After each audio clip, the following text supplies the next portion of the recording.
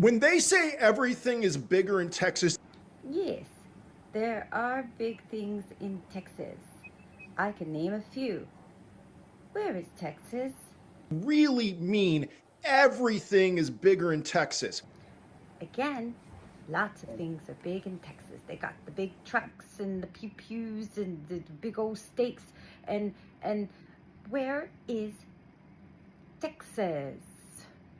So, first of all, we have Southeast Asia, which consists of Indonesia. I love the fact that you know the countries of Southeast Asia, and you know that they are the correct countries of Southeast Asia. Where is Texas? We have United Kingdom. Oh, look how cute the United Kingdom looks there in comparison to Texas. It's not. Even if I let you think that was Texas, it is not the right side up. It's upside down. So what is a big place that's upside down in the world? Let's think of it. Think real hard. I think everybody watching this video is hoping you are not a geography teacher or any teacher of any kind.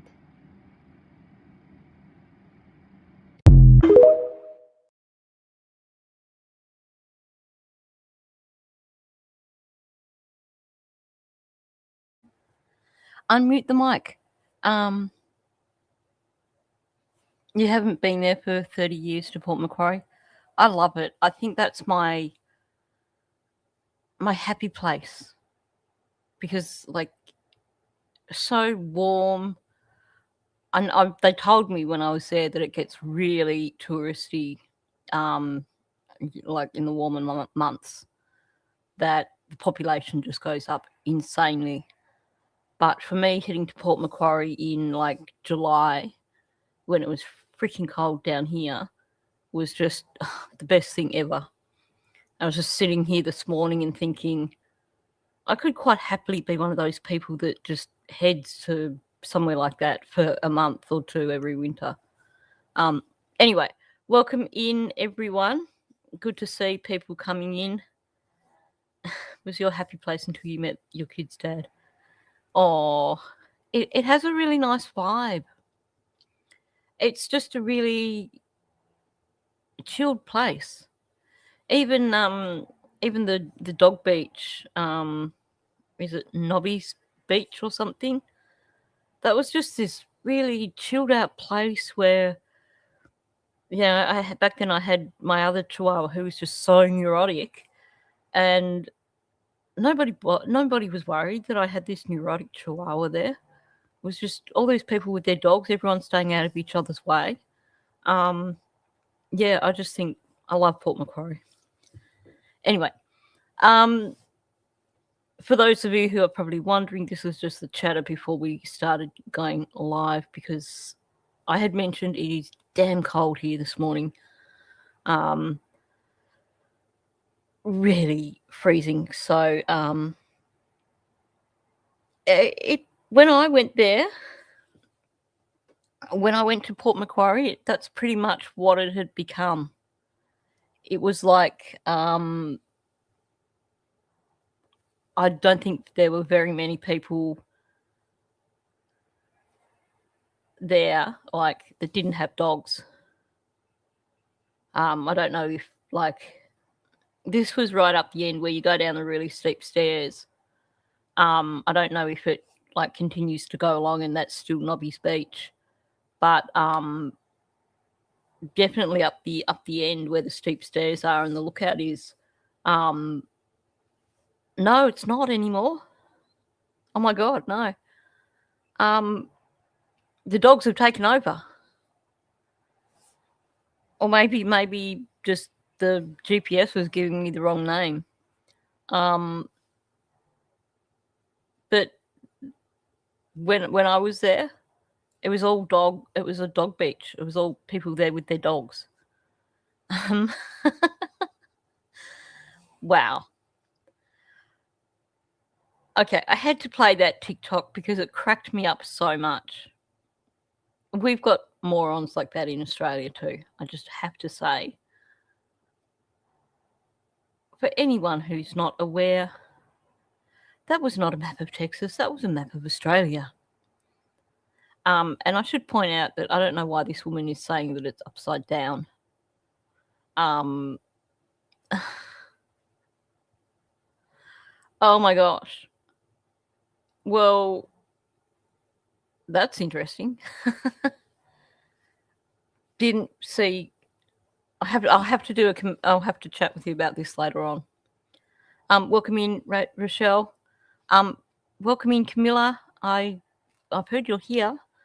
I have no idea why it is that I can see you in comments afterwards, but I can't see you in chat. But welcome in. Good to know you're here. I have no idea why YouTube does this to me. It's just damn confusing, I have to say. I haven't really got anything much to, start off with other than launching straight into the audio. Bit of a distraction last night. We had a power pole over the road go up in flames. So that kind of put stuff by the wayside for a while because I was just busy watching the fireys standing in the middle of the road and squirting the hose at it every time it caught light again, which was interesting, but I was more concerned about, making sure that the flames weren't going to skip across the road or anything. But,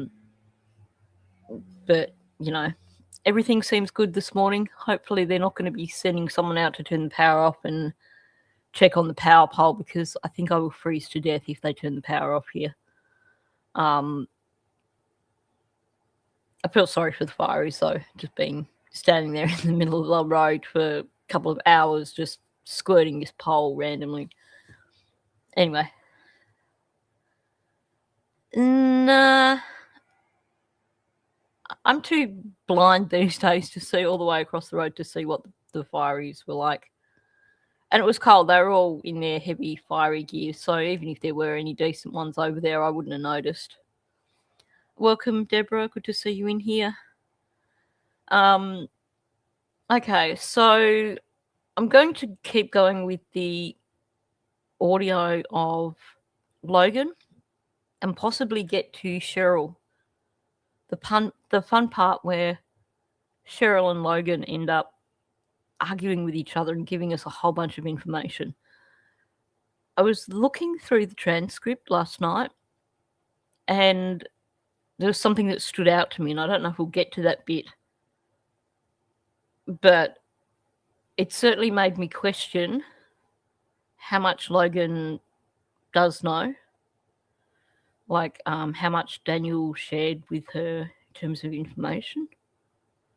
Now, I'm not suggesting that she knows what happened to the children, but I'm thinking she knows more than... Possibly she knows more.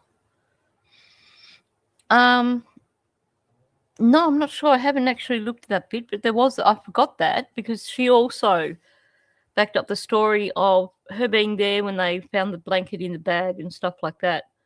Hadn't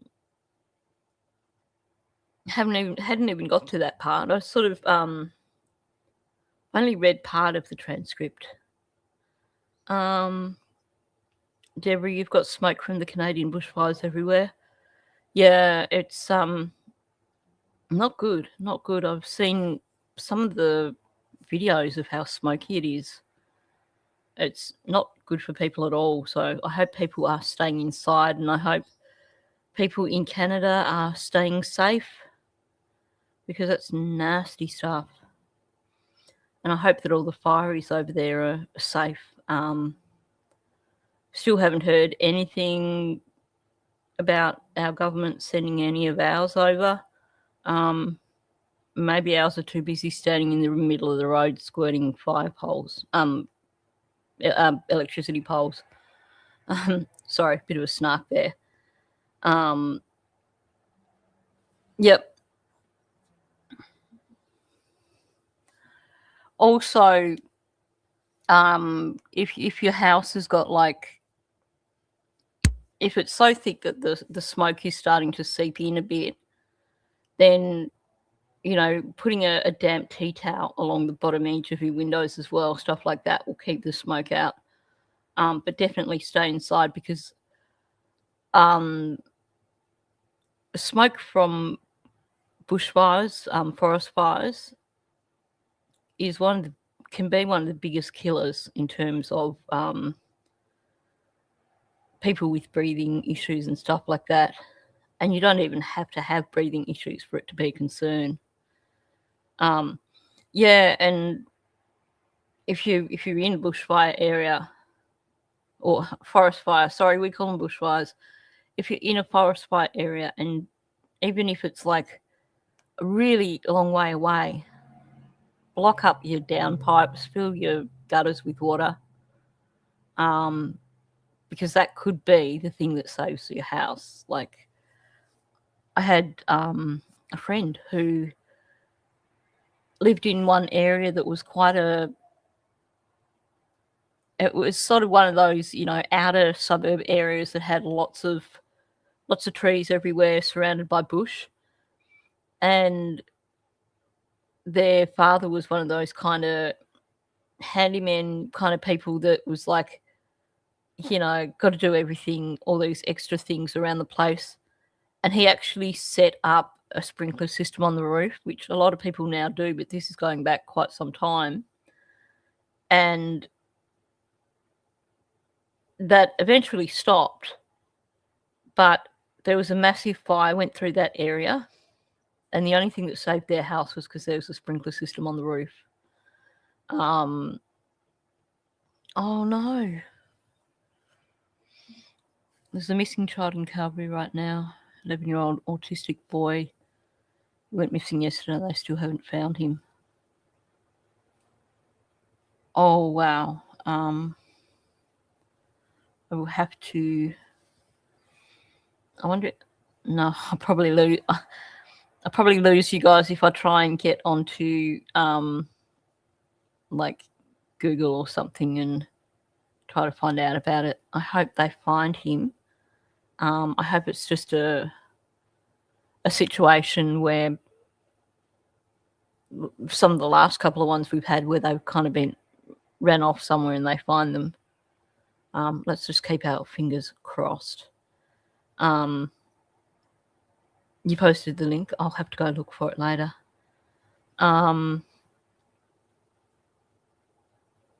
Yeah, that would be scary for a kid to go missing in the middle of all these fires and things.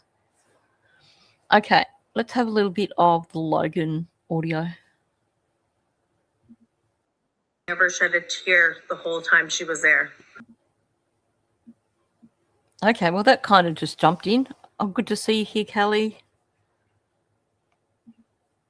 Okay, now that I've put that up, good to see you in here, BTTV. I was hoping to see you in here just to know that you're surviving with all the smoke around your way. So I didn't go right back to the beginning with Logan's discussion here. I played a bit at the end of yesterday's live stream, or partway through, somewhere in yesterday's live stream. Usually I backtrack a little bit, but I kind of just wanted to jump in and just keep going with it, essentially. I can't even remember what she was talking about yesterday. Shows how much attention I was paying, doesn't it? I also think that possibly the lack of sleep is starting to catch up with me just a little bit. Who knows? Anyway, so I've got the audio going from about when she starts talking about baby M. Yeah, BTTV is on the other live, and I haven't put the comments up on stage, which I need to do. Okay, there we go. Is that better? You guys are going to have to train me. I've gonna need reminders for a while to be putting the comments up on stage, because it's not one of those automatic things where I come in and I set up and think to reset that. But I will learn. I will definitely learn. You're hanging out in mobile live. Excellent. I think I've said welcome in to everyone. I can't see if Camilla is still here or not. I have no idea why I can't see her. Welcome in, Deafening Silence. Good to see you. Welcome in, Michelle.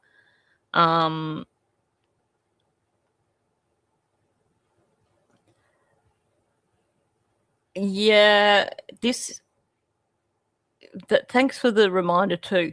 This audio goes back to way back.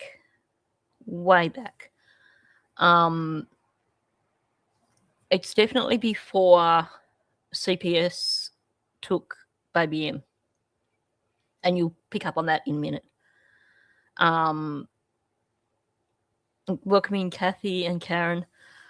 Yeah, there are 2 lives. Karen, you're in the vertical chat.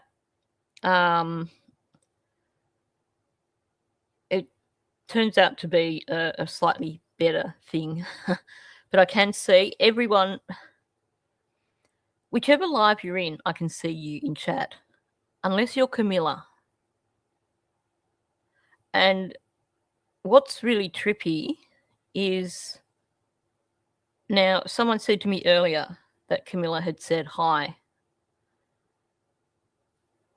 Now, if you're still in here, Camilla, can you say hi again? Because I want to see if it comes up on the screen, or if it's somehow completely hiding from me, because it's doing my head in. I don't know why it does this. I know, poor Camilla. It's like Grover with, is it you, Bonza, who can't see Grover? I really don't know, but it annoys the bejesus out of me, because I always like to make sure that I'm acknowledging people. So I have no idea why YouTube is doing that, but it's cruel. And I also have no idea why it hides her on a live, but I can see her comments in, like, comments afterwards.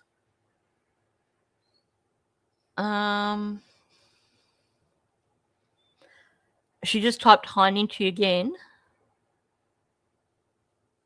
Nope. Can't see her, can't even see her on the screen. That's trippy. That's really trippy. Welcome in, Corbin. Good to see you. Okay, anyway, let's get back to Logan and talking about the CPS stuff, talking about Baby M. And like I said, oh, so you're the same with Grover. You don't see Grover in chat, but you do see Grover in comments. Huh. I probably should contact YouTube support about that and find out what the heck is going on. Yeah, see, it didn't appear on the screen for me either. Well, everyone else can see. Camilla?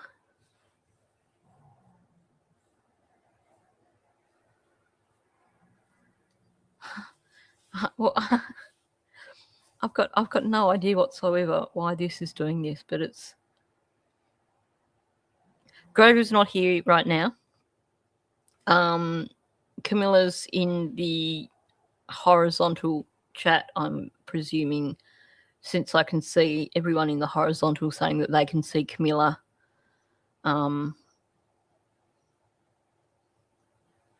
I don't see Grover. I don't think Grover's here. I could be wrong, but definitely something I'm going to follow up with YouTube because it does my head in completely. Yeah, that's the thing that does my head in, and it sounds like it's the same with Grover.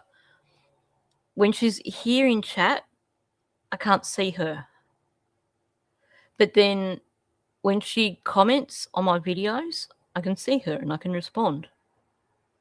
I don't know why YouTube is doing that. Was the other really bizarre thing it was doing a few live streams back, BTTV made a comment and I went to put her comment, oh, Grover's here. You should be able to see Grover right under your comment, Bonza. Gotta love technology. Yeah, I don't know, I think it was last week I went to pin something up that BTTV had said and it wasn't letting me pin it. Like, it eventually did, but it was just refusing. You just got bit by an ant. Ooh, nasty. That can really hurt. That can really, really hurt. Okay, let's go to Logan. That woman has never shed a tear the whole time she was there. My dad even stated that. He goes, I cried. Like, my father cried and cried. This is a 55-year-old man, and he cried for those children, and that grandmother didn't shed a tear. Now, I know you can't speak. I know I had that bit yesterday, but I replayed it because it leads into talking about Cindy, talking about CPS and stuff like that.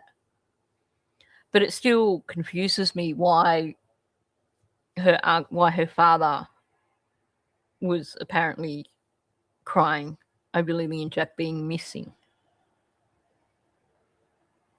Because at this point in time, that's all they were saying that it was, that they were missing. Well,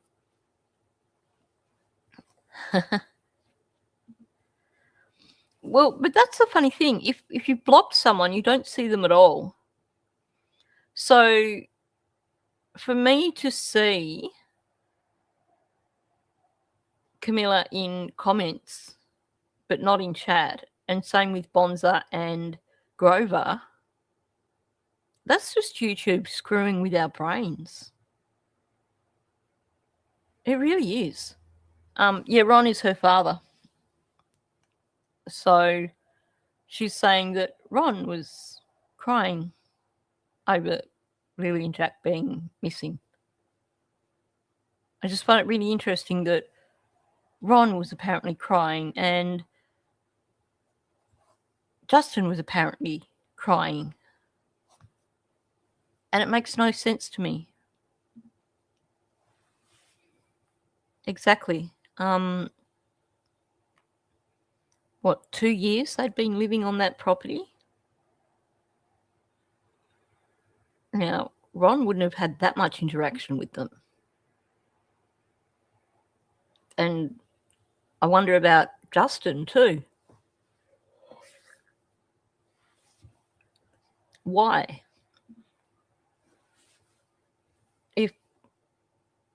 If you thought these two kids were just missing, that they'd maybe wandered off into the woods, why would you be sure if they were your own kids and you were really close to them? Well, of course, if they're your own kids, you're really close to them. But if they were your own kids and you were so distressed that you might hit a point where you just have this panic attack and end up in tears. But why?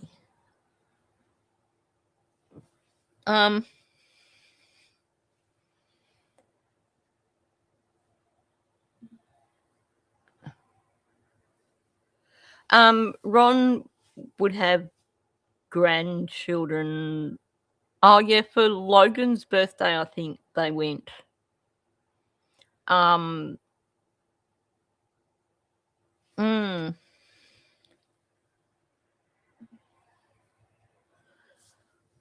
Now, that's a point. And didn't Janie say, or it might have been in one of the news articles, that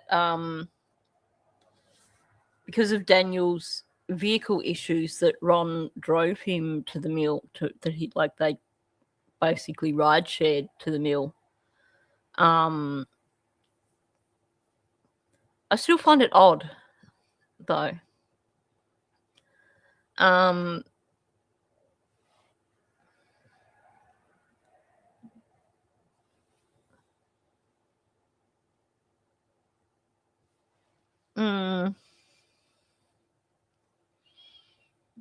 So that's what I'm thinking. That's where I've been at from day one when I heard Belinda talking about Justin crying in the driveway. Logan and Ron is Janie's brother and Logan is Daniel's cousin. They live probably a bit over a kilometre away. So they live up Lansdowne Road. So I can imagine, when you live close to your relatives, you do see quite a bit. And I think Janie said that it's probably, trying to remember what she said in terms of if she cuts through the back way to get there. It's not a huge distance if she's like cutting through the pipeline to walk to Ron's place, apparently. Oh, yeah,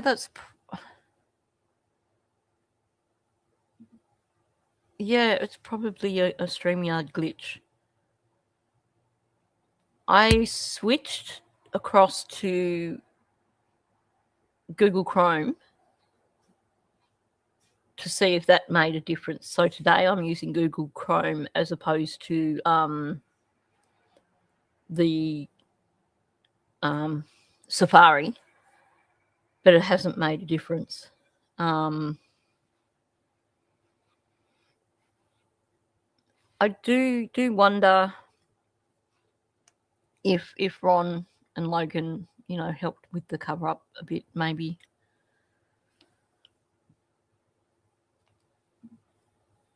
Well, that's the thing. Seems like the people that have reacted the most to Lily and Jack's appearance are all Daniel's family. It really makes you wonder, doesn't it? On Daniel's behalf, but what does he really truly believe happened to these kids? That's something that he has stated all along, that it's something that has to come from him. He believes I think he believes that they were picked up by now, like that they were abducted, because there's no sign of them in the woods. He doesn't believe they're in the woods. That's something I don't know, because you always have your line of doubt, right? Like you always have your theories and your things, so I can't speak on his behalf on that. And no. Now, I know I played that yesterday, but I missed that comment that she said, which is something that all of us have said all along. So it makes me wonder. Like, on one hand, I feel like she does know a lot, but I don't think she knows what happened to the children. Maybe, I'm not sure. Because she's like, he doesn't believe they're in the woods. But it makes you wonder. Now, I don't know if that's just because she's heard that from someone.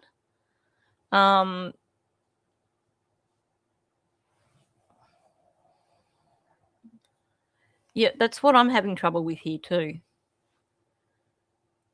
She's really working on processing what she's going to say.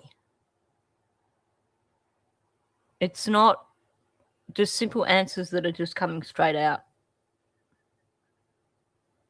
She's formulating the answers as she goes along. And I wonder if maybe, I mean, she comes across as being quite intelligent. So I don't know if it's a genuine case of,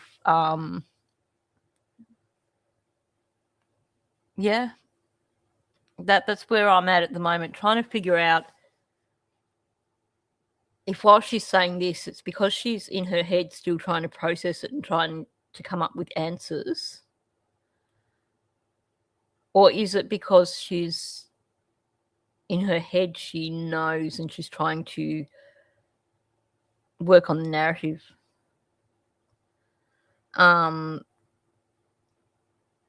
Because the thing is, we know how manipulative Daniel is. And I doubt that's going to be different with his cousin.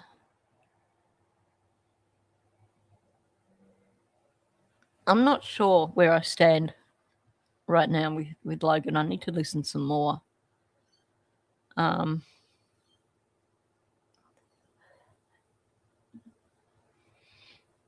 Yeah, I think that's probably what we're looking at here. Because I get the impression that Logan's a little bit more, what's the word? Logan's kind of got her life together a bit more than Daniel. Just put it that way. She has kids. She's doing the adulting thing properly, from what we can tell. She's got her kids. She's got her little side things like selling worms for bait, and I think there was, and I'd forgotten about that. But then when I think about it, there were other things I think that she was selling as well. So I think she's probably in that in-between situation where she was definitely part of the Baby M thing, but the rest of it, I'm going to reserve my judgment there. But I do want to point out that when Janie was crying in the driveway, Logan called her mum, which does suggest a family closeness, in my opinion. Well, obviously. I mean, I've never called my aunt mum, but then that's because they lived further away, maybe 15-minute drive away, and we didn't spend a lot of time at their place. So I don't believe he believed or believes that Malaya had anything to do with the children missing. No, they do have separate cell phones. And the cops even gave Daniel a cell phone while they took Daniel's cell phone. So, Right. no. Okay. I don't know, like I said, whatever she has offered up or whatever she has done, if she had a lie detector test or whatever she has done, I can't speak on her behalf anymore because I haven't seen her since literally that Saturday, but I haven't spoken to her since that Sunday. So I'd be really curious to know, before all this happened, I'd be really curious to know what the relationship was like between Malaya and Logan. Because given that it appears that Logan and Ron had a very close connection with Janie and Daniel, it would make you think that Logan had been around the property quite a bit. And it would be someone that Daniel would approve of in terms of a friendship for Malaya that he could control. But then at the same time, it feels like the Mackenzies just didn't like Malaya and the children, because she calls the children animals. So that, to me, I'm thinking, were they just tolerating Malaya being there? Yeah,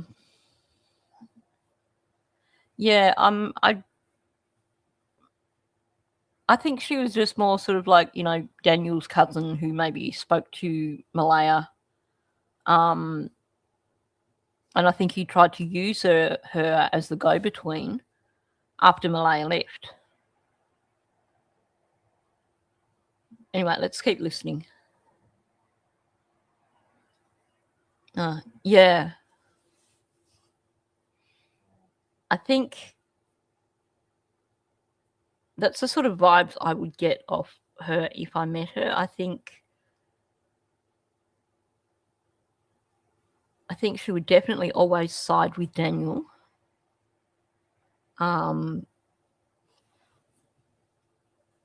Yeah, I the more I think about it, I don't think there would have been much of a relationship between Malaya and Logan. Yeah, now that's the point too. And, you know, the fact that she was willing to go along with this whole thing of getting baby M away from Malaya certainly suggests that she really didn't have a lot of a care for Malaya. Oh, Belinda's here. Welcome in, Belinda. Here we go. On day 3, Logan seemed to be genuinely upset that Malaya left. She said they were fairly close and got along, and she couldn't believe Malaya left where her kids went missing. Aha. Thank you for that. Because it's really hard to gauge. Because on one hand, it does seem that she was part of that whole thing for, you know, getting baby M off Malaya. But at the same time, she comes across as someone who's got it together.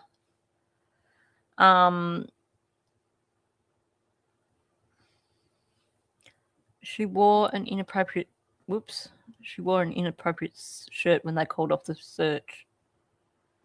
She did? I don't remember seeing that. Well, that's the thing. Whatever was going on in that house with Daniel and Malaya, it certainly seems that Logan and Daniel were quite close. So there's no way known that Malaya would have even hinted to Logan about anything that was going on in that house. Is that what the shirt said, Artemis? Welcome in, little black bear. So I think what we've got to look at in this perspective is when you're trying to figure out where someone fits into the equation, you have to take into account their stake in community. And this is someone with 3 kids. She's got it together. She's selling bait and things like that on the side. You know, she's at least making an effort in life. Cool. I'm going to look for that. CBC News, May 7th.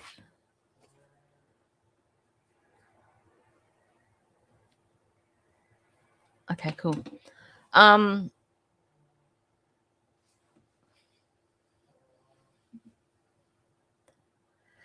Well, see, that's the thing too. I think if there had been any signs of Logan and Malaya starting to get close, Daniel would have got jealous.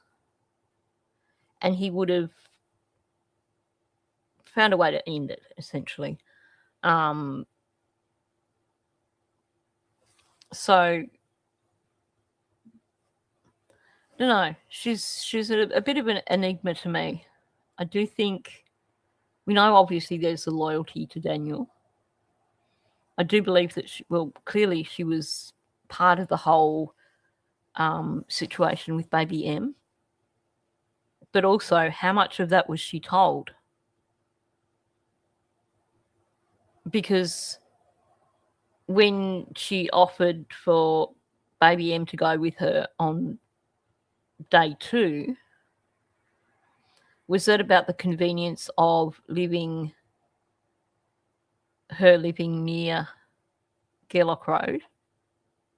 Because it's a pretty generous thing to offer when you've got 3 kids of your own to look after,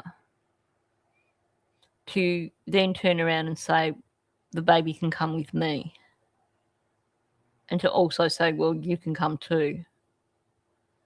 Sorry, I'm thinking out loud, and I probably should just get on with the audio because I'm probably just confusing the issue now.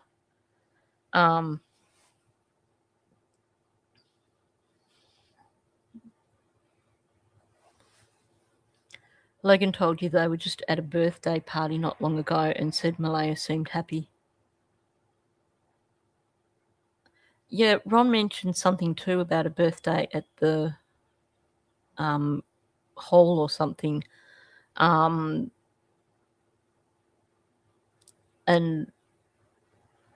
I think wasn't it Logan's birthday though? Yeah, I think it's the family loyalty that we're seeing here. I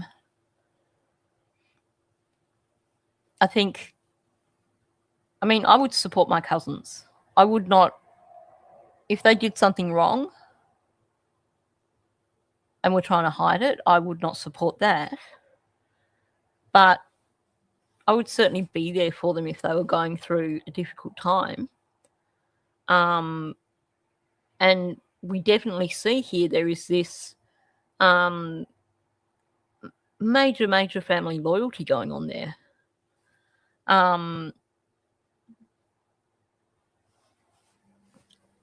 And maybe in terms of the thing with baby M, it wouldn't surprise me in the least if the whole getting her to go along with it, I mean, they might not have told her the plan beforehand. They might have sounded her out with, stories of Malaya's a bad mum. We're worried about baby M being in her care.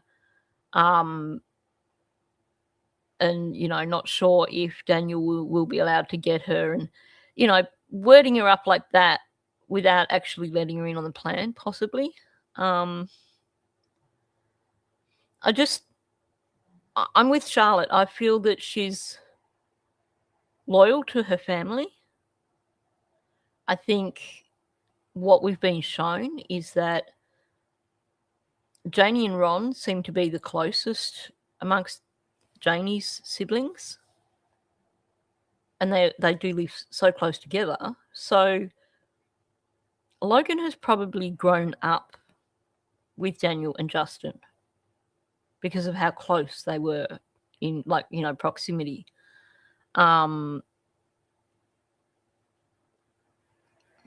So I know people like to bash on Logan a bit, but I'm not seeing anything really obvious that would suggest any major role in this other than supporting her family.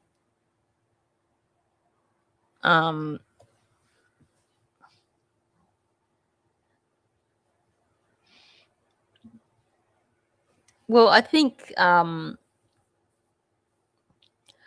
was probably some presumption there that because Logan was prepared to take the baby to her place on that Saturday, maybe there was just that presumption there from Daniel and Darren that if CPS took baby M, that Logan would jump and say, well, I can offer her a safe home here.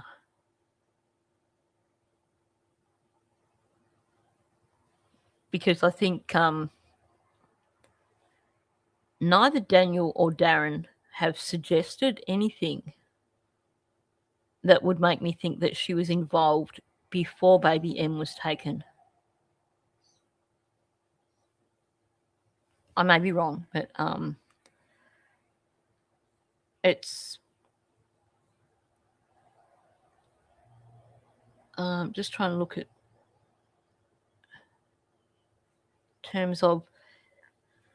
in terms of Logan knowing what was going on. Yeah. And that's understandable. People make a big thing of Darren saying that the Mackenzies love their children. But I think, I get it. We're talking about a very large family. Janie has many, many brothers. And it's that kind of, living out the back of whoop whoop kind of thing where the people you see the most are your family. So there is that closeness. And to me, Durwood saying, that they love their kids, I didn't see anything wrong in that. I just felt it was just a statement of, these are country people with country values. And I think if you look at anywhere in the world, country people with country values, basically, they are a family unit. So if you are a family unit and there is a suggestion that the baby that is part of your family, your extended family, might end up with strangers, then you are going to want to have the baby within the family. Because there's stronger family ties when they're all living closely like that without a great deal of other neighbours. So I could understand them not wanting the baby to go with strangers. And,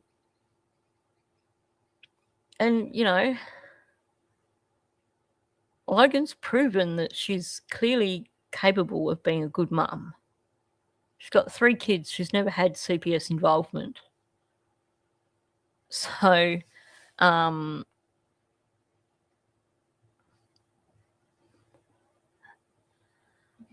that comes down to Daniel. That we can land 100% on Daniel, because when you listen to the way he talks about baby M, it's always his daughter. And then he has to correct himself to say our daughter. So the concern wasn't about Cindy having baby M. It was about Cindy having Daniel's baby.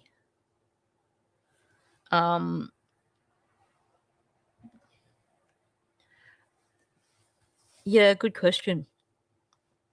I would imagine if they were around when there were any family gatherings, they'd get to see them. Maybe if they happened to drop around to the house on the weekends that Daniel's kids were there.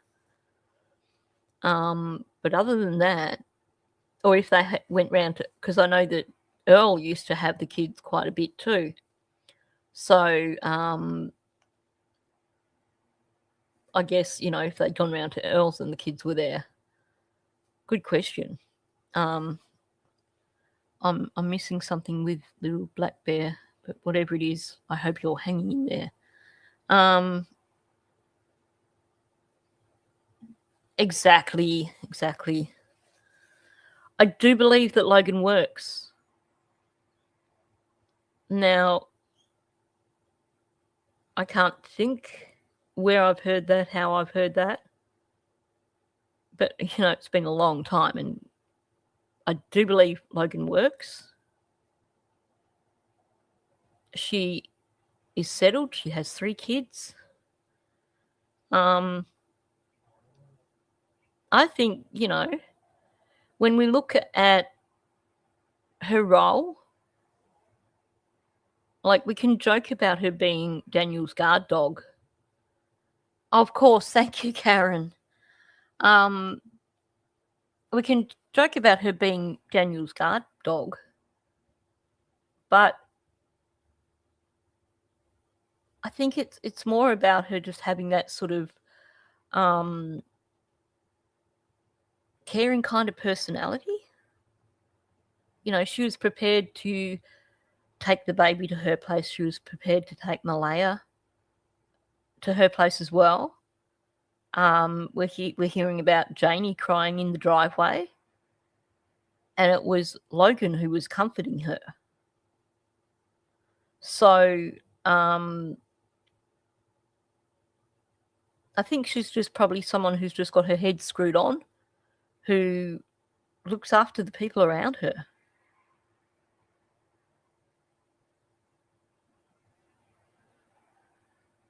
And she works at Tim Hortons, and I think you're right. I think she is full-time doing that. And clearly, you know, she's been doing that for a while. Anyway, let's listen to some more and see if we are correct in what we're deciding here. Did it come as a shock to Daniel that she actually up and left him? Yes, 100%. Because one moment there was an altercation at the end of the driveway, which was me and one of Malaya's family members screaming at each other, and the cops were called down. So when the cops came down, they took Malaya aside. They took my mother aside because my mother said she was part of the altercation, which she was. I was as well. And my aunt. We all got spoken to by the police. Malaya literally told the police officer right then and there, like, this is the happiest I've ever been. I feel the safest when I'm with here. Like, even when she left, Officer Mason was dead shocked, as was Daniel, that she actually left. Because she told the officer that it was the safest she's ever been. That was before her mother got to her. So to know that he got home to go contact her, that he was blocked and deleted, was a complete and utter shock. Malaya is 27, I believe. And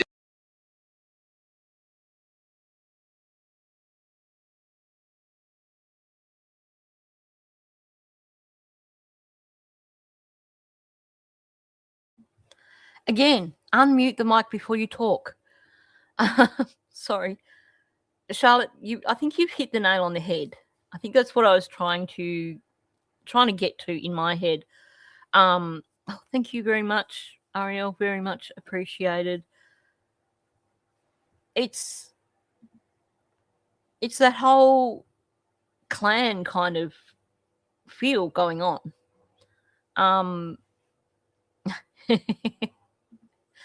I've so got to get better at remembering to unmute. I feel safest when I'm with here. Yeah, that's a good point.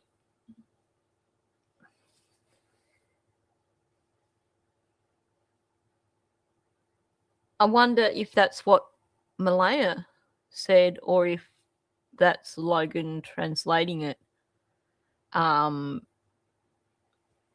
Maybe. I mean, when you look at what we do see of Logan, it's quite possible that she is one of those people that has a lot of empathy. So it's possible that she could read the room a bit at Daniel and Malaya's place. Because I know, you know, for me, as someone who tends to read the room anywhere I go, the first thing I do when I walk in somewhere, it's just the way I'm wired, is I read the room. And I'll know straight away if there's any sort of tension or stress or something. So it's quite possible that she was, like, you know, reading the room. I think, and I hope, that it is protocol. When you have missing children, one of the things you've got to consider is DV.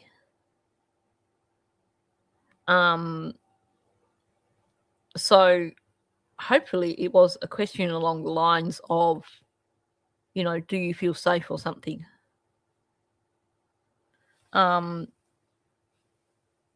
True. She doesn't have empathy for Lily and Jack, and that just throws that theory out the window, doesn't it?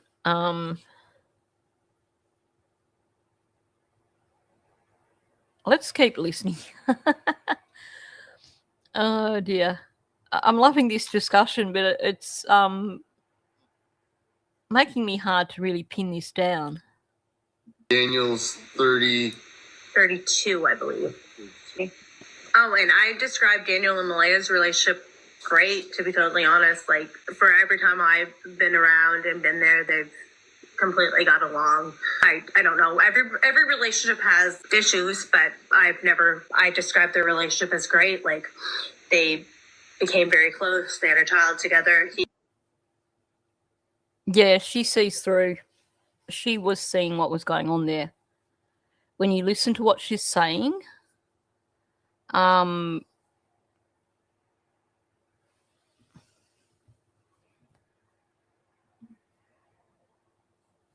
quite likely, yeah.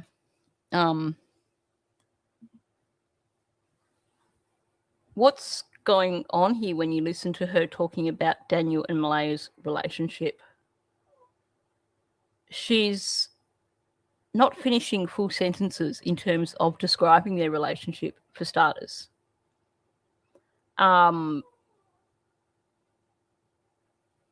She's saying their relationship is great, but then she throws in to be perfectly honest. Which, you know, kind of makes you think, are we trying to just be a bit more convincing here? And then you get the like thrown in. When I hear someone start a sentence with like, that says to me that we're only kind of in the proximity of the actual facts. So, like, for every time I've been around and been there, and then you get a bit of pausing in all this as well, they completely got along.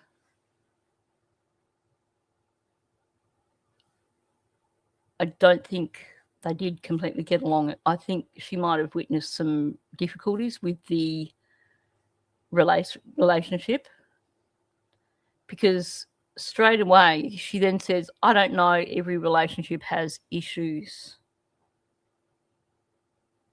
She's hedging her bets. She's trying to say, oh, I've never seen anything. It's like Jamie. What goes on in there is none of my business. I never see anything. I don't know anything. I think this is that whole family protecting family. And I think that she, just based on the way she's wording this, I think she was aware. But she's not going to speak out against her family.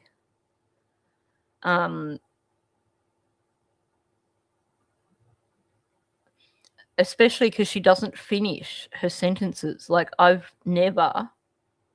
described their relationship as great.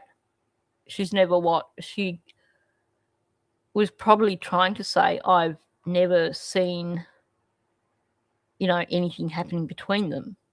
But she didn't finish the sentence.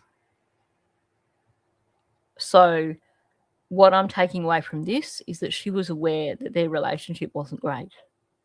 But it's that family loyalty. She's just not going to turn around and say, you know, they fought like cats and dogs or something like that. And the big thing that stood out to me was her saying they became very close. And they had a child together. If you're describing someone's relationship and it wasn't something where there were problems with the relationship, you go more than just saying they became very close. You know, you'd be saying things like, you could tell that they loved each other. You could tell that they had this really great connection. When I hear someone say they became very close, it sounds more like someone talking about, oh, they, you know, these friends, yeah, they became close friends. The way she's talking about it doesn't make it sound like it was actually a relationship, a partner relationship. Like, and we've never heard any of them suggest there was actually any love between any of them.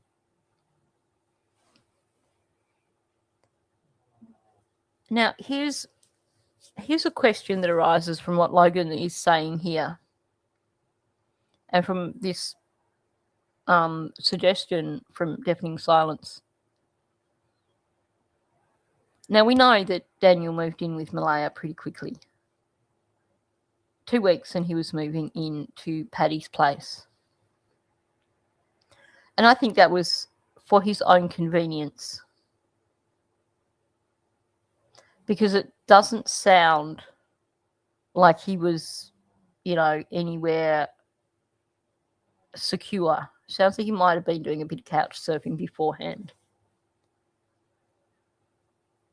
We're being told that the Mackenzies very much value their children. So when did Daniel and Malaya move into Janie's? They moved into Janie's when the tension between Daniel and Paddy had gotten kind of not so good. So Daniel and Paddy weren't going along. But also, they moved into Janie's when Malaya was pregnant with the baby. And one of the things that Janie quite often points out is essentially that she gave them a home when Malaya was pregnant.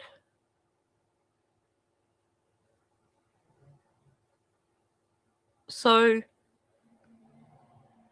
is it a situation that, yeah, Daniel probably saw Malaya as a possession, because that usually happens with these sort of coercive control relationships. But it seems to me that Daniel's main thing, and he even said that in messages, I don't want Malaya, I want the baby M. I don't think Janie would have allowed them to move in if Malaya wasn't pregnant. Welcome in, Fred. Yeah.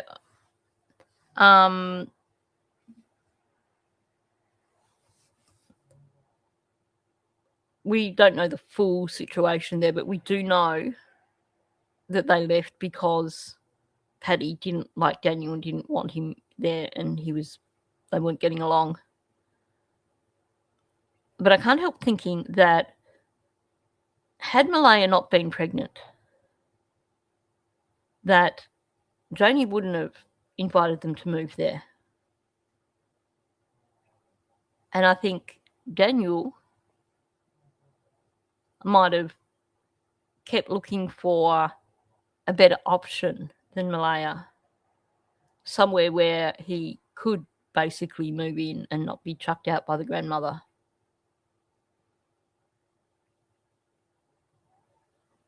I think Daniel's loyalty to Malaya was more about the baby.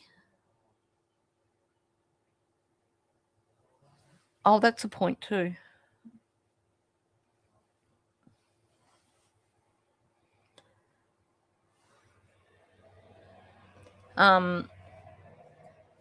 Yeah, I think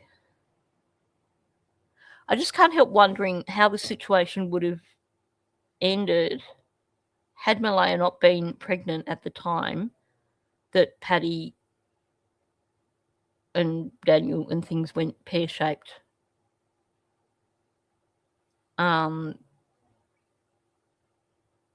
Because I think the glue in the relationship there was the baby.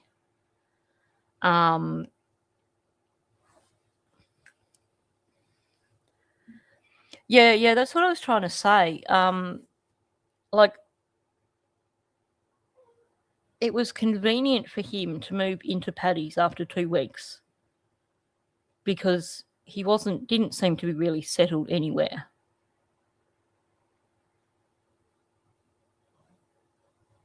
So I think you're right. I think he would have just kind of started searching for a better option if Malaya wasn't pregnant. Because he certainly keeps talking about baby M as his baby, not their baby. So I think at some point in time, there was a shift to basically Malaya and the children were tolerated because they came with the baby, which was part of the Mackenzie family. Anyway, I'm not getting too far. I'm just doing too much speculating today.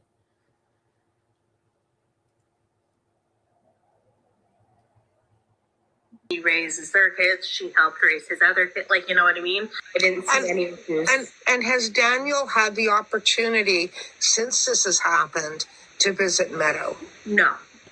From what I understand, it's Children's Aid. I'm not sure. And this is the type of situation that I've never been in. Like And he has proved himself over and over again. So CPS issue with this is kind of not my spot to say. So what goes on there? But no, from what I understand, and this is the only thing I'm going to say about it, is I believe it is CPS that is doing this right now. The baby, Meadow, is in custody of her mother. Malaya has custody of Meadow at the moment. Okay, so that is, like I said, this audio is from before they took baby M. Now, this explains a lot. Logan's given us a lot of important information here. And I should probably mention too, I was going to go and grab the original audio from this because this one's a bit choppy. I went looking for it and it doesn't appear to be up anymore.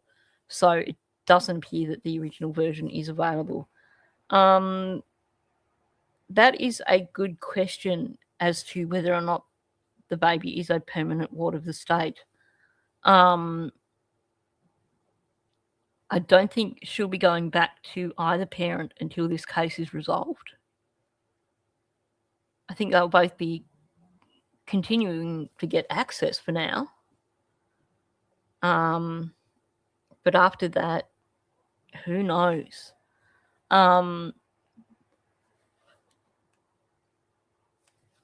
Sorry, having a bit of a yawn. She's told us a lot of things here. Before baby M was taken off Malaya, Daniel wasn't getting access at all.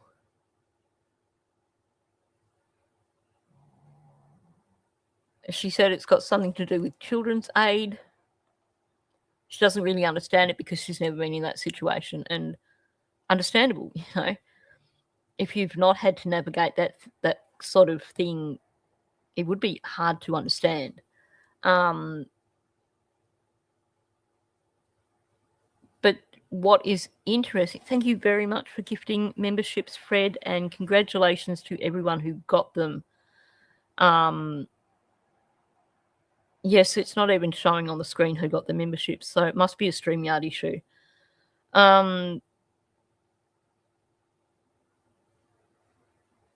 Yeah, I do tend to think that Daniel's threats might have been why the baby was taken. And I'm starting to understand why that all happened. Because she's essentially telling us that Daniel wasn't getting access to the baby after Malaya left. she's also telling us that it sounds like Daniel was doing things to try and gain access, like he was jumping through hoops. Although it was probably, CPS orders. So if we ignore the fact that, a lot of this is probably what was important,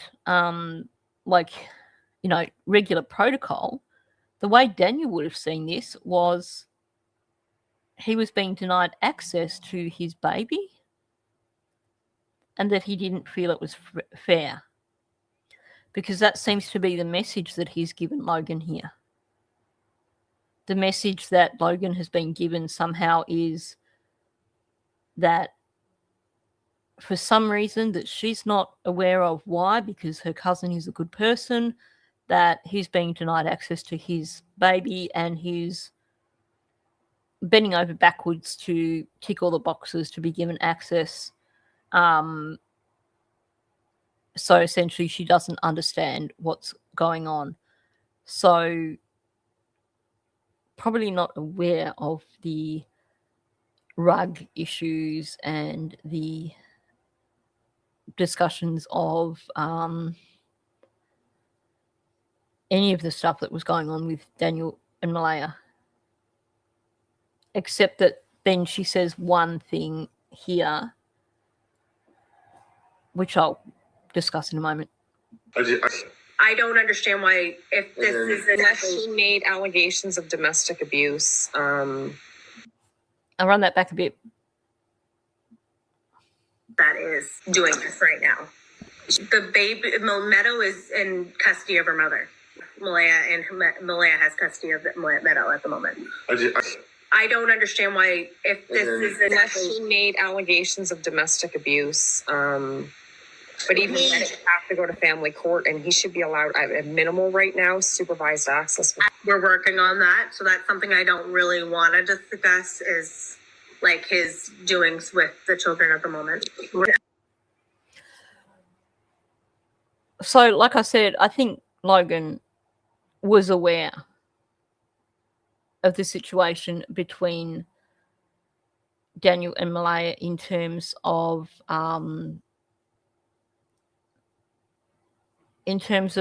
the DV and stuff. Now, I can't see Malaya actually confiding in her about that. And I certainly can't see Daniel telling her about it. So to me, that says that she's observed things. She's been in the house when there's been tension or something that has made her twig to the possibility that there was DV in that household. Welcome in, Sky Painter. Good to see you here. I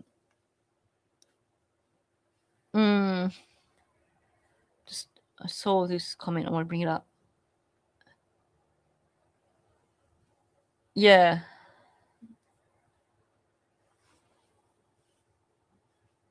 Most of the time, a family would have to be in total denial, ignore money issues, behaviour, etc., not to see a rug problem. Yeah, that's for sure. I really am getting the feel that Logan was just an observer on the sidelines. And I think Daniel used her. Charlotte has said the same thing. I think in some ways maybe she's the family fixer. She was there trying to comfort Janie in the driveway. She offered to take the baby when they said the baby has to be off the property and told Malaya she could come too. She went with Daniel when he had to go to court. So, supporting her cousin. And I think this bit of leakage here suggests to me that she was aware that things weren't right between Daniel and Malaya. Maybe on a subconscious level only. Maybe she'd only heard tense words between them in the house or something like that, or maybe she'd spotted bruises on Malaya. But I think we've got the family loyalty here, so I don't think any of this family is going to speak out against other family members, aside from you had one cousin who came out, one uncle who came out because obviously his loyalty is to Jamie. But in terms of Logan, it does sound like when she's calling Janie mum, it does sound like Ron and Janie raised their families very closely together. I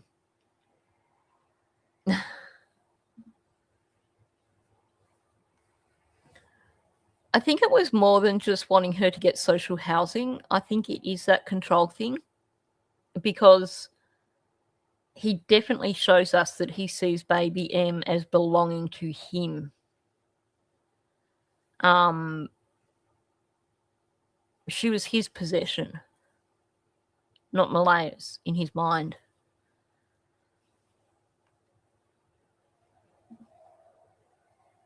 And this is where it gets confusing, because she does refer to them as animals and refer to the baby M as the kids. Let's keep going. Oops.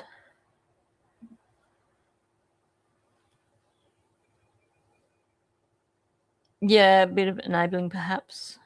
I don't believe she's met anybody else. Like I said she felt the safest in everything there. So everybody's saying that maybe she met somebody new. I don't believe that. Her and Daniel were great. So yeah, we know that now, don't we?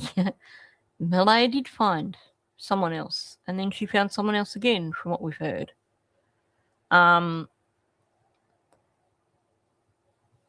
Maybe she's an attention seeker, but she kind of went quiet after this one conversation and hasn't come back out since.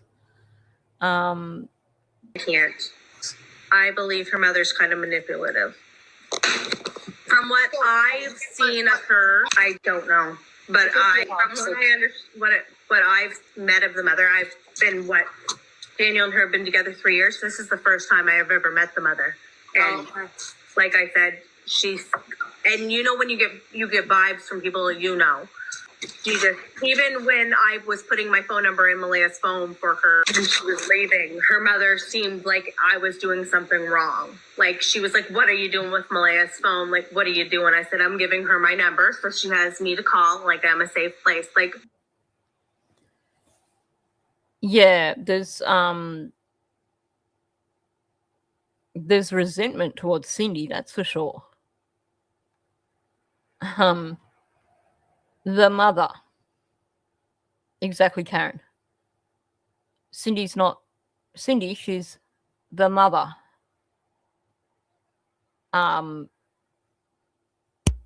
There does seem to be this outsider kind of thing going on.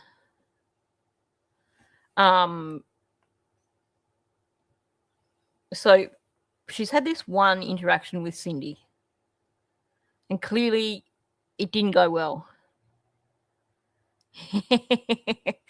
We've got someone who knows the deal here now. Thanks. I was trying to figure that out. Thank you. Welcome in. Good to see you in here, boss man. It's always good to have a local to give us perspective, because I'm struggling here to wrap my head around what is going on here with Logan. Oops. And that's the thing. The interaction with her wanting to put her number in Malaya's phone, and, you know, there being tension between her and Cindy. Well, if Malaya's just had a major meltdown, we've seen in the conversation between Logan and Cheryl how assertive Logan can be. So I would imagine her and Cindy were both butting heads. So her essentially referring to Cindy as the mother, showing this contempt towards Cindy, comes from them basically dealing with the situation from different sides. Logan wanted Malaya to have her number so she could continue to, you know, intercede for her family, I suspect.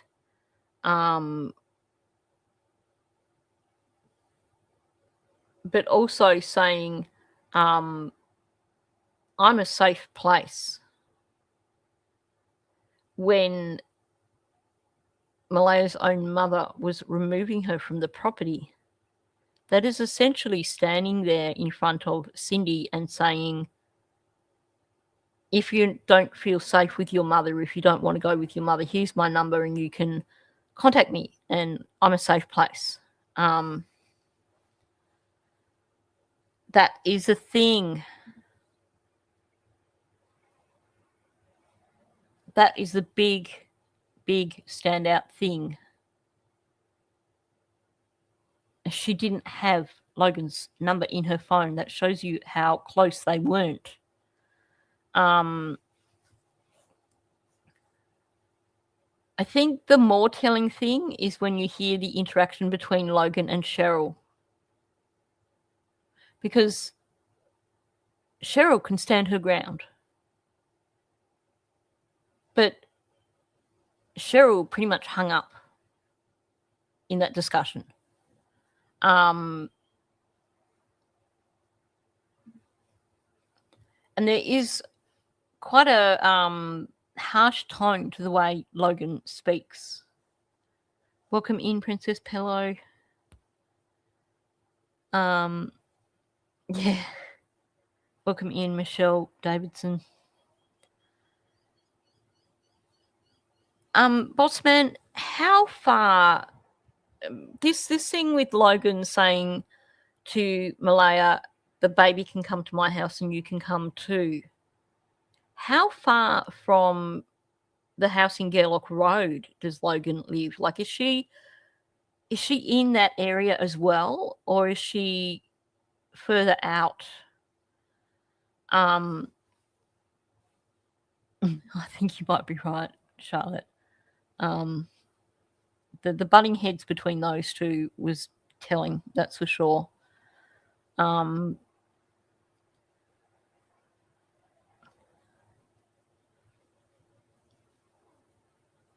Oh, heck yeah. If Malaya was responsible, they would be singing like canaries. Because there's definitely so much negativity towards Malaya and her children. They don't like Malaya, and I suspect there's quite a bit of blame there for Malaya actually, in their eyes, it's all her fault that this happened, for basically bringing her children into their world. Right. Why are you being so nosy on what I'm doing to your daughter's phone? Like, you know what I mean? Right. Like, why? But when I did try to call Malaya afterwards, like on that Sunday, to check on Meadow and to check on her, she answered. And as soon as she answered, what I got was, I said, how is Meadow? She goes, Meadow is fine. And then I hear in the background, who are you talking to? Hang that phone up. So then when I called back the next time, because I'm very persistent, I'm going to call the next day, my number was blocked. So, you know, little trick on your phone, if you're blocked, you can private your number and it will still go through. So I did call, but I didn't say anything because I wanted to see who would answer the phone. Her mother answered the phone, and she went Malaya's phone, so I did not talk, and I just hung up the phone because I knew I wasn't going to get anywhere. Well, there's some manipulation going on right there, isn't there? Ah, so you've had issues with Logan, Callie. 14 kilometres from Lansdowne. I had wondered how close she was. Whoops. No wonder it was something that Malaya probably wasn't overly comfortable with.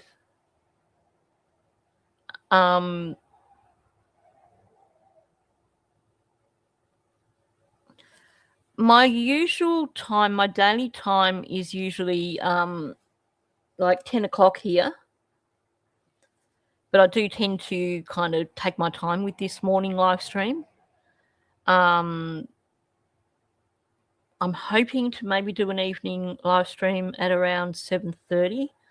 I was trying to get hold of Ping to see if he wanted to join me because I want to talk about 2 of our Australian cases, and I want to talk about some legal stuff with regards to that 16-year-old boy. And he's got better knowledge of Australian law than me. But usually every morning I'm on at 10, and then I usually go for a couple of hours. Anyway, where was I with this? The calling with the phone number. Now, Logan's only giving us part of the picture here. First of all, yeah,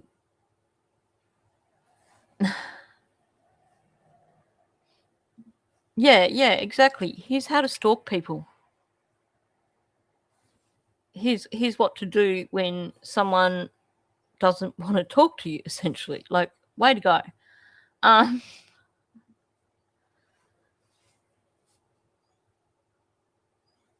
She, first of all, hasn't exactly said much more about the phone call when she first rang Malaya, other than that she rings her and says, "How's baby M?"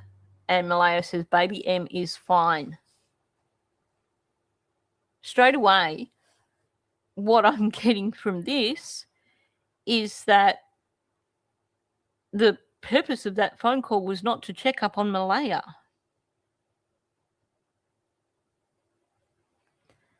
And if Malaya's response was, "Baby M is fine," that sounds like a none of your business, sod off kind of reaction.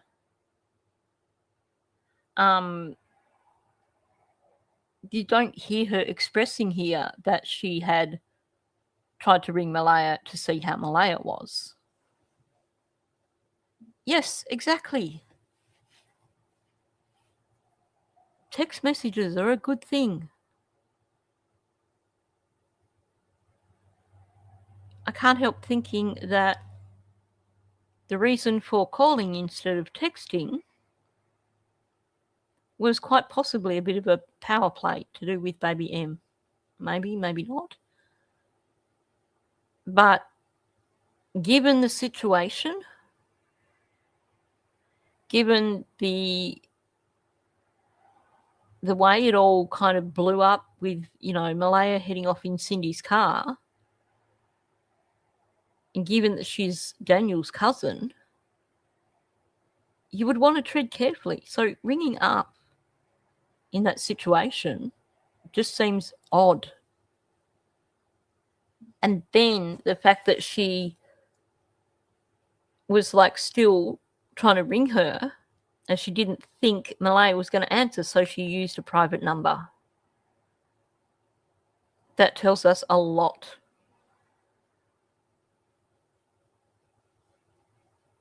So, just trying to see how. I wonder if Cindy did actually say hang up the phone in the background, or whether this is just an add-on from Logan. But it just seems interesting that you get this phone call where her concern is how is baby M, not how are you. And then the next time she's using a private number.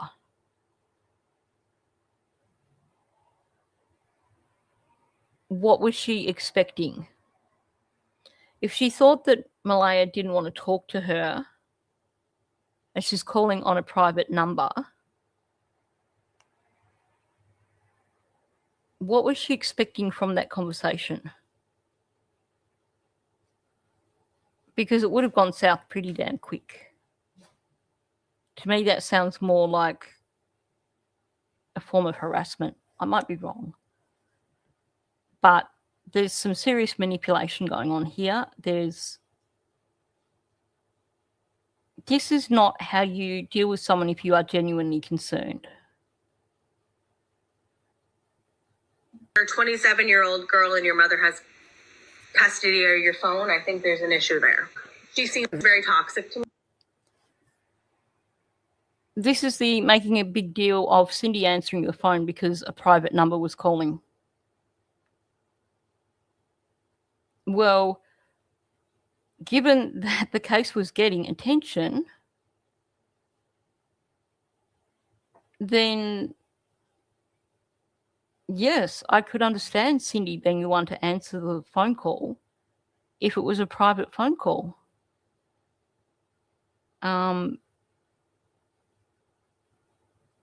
Because they had no idea who was calling. It could have been someone from the media wanting to do an interview.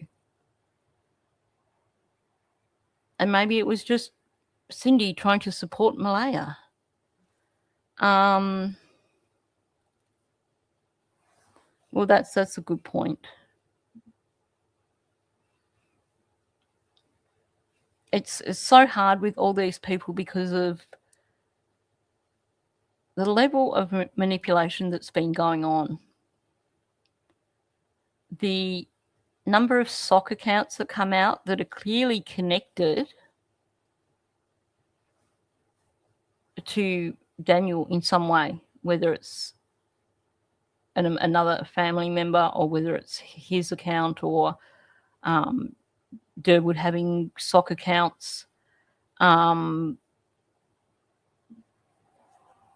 You know, we've got to keep in mind that this is... And like I said, yes, very controlling. And that's how Daniel has described her to me because I've asked about her. Jack, it's time to go to bed, baby. No, it's time to go to bed, baby. That 3-hour late nap was not a great idea. I'm sorry. But yeah. So if there's not anything else, I'm going to try to get this little creature to go to bed.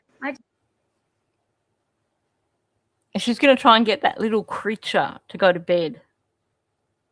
So this is when it starts to kick in with me that who says that about their kids? I mean, was that her kid? Or was it someone's kid she was babysitting? Because calling your child a little creature directly in front of them,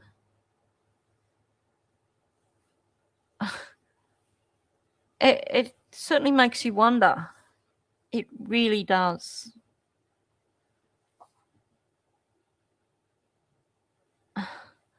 Oh, I know.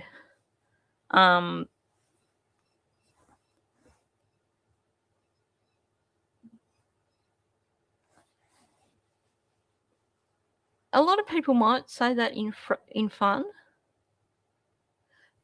but kids absorb everything. So it is still a negative comment. So you're quite likely to see down the track that kid forming a negative perception of themselves if they're being called anything like that that has that sort of negative connotation.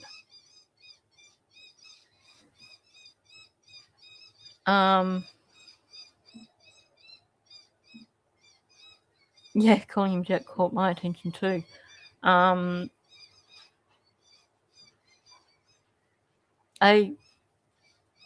Anyway, I won't comment on that one. Just wanted to touch on a few things. I was actually there on Friday myself, and it was May 2nd.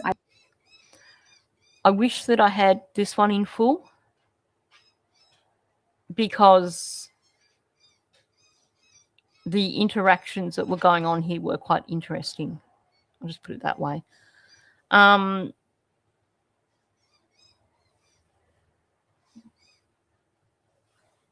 Cindy, as the mother, there is a sort of a negativity there in the way that she relates to children, but also to people who are outside of her sphere.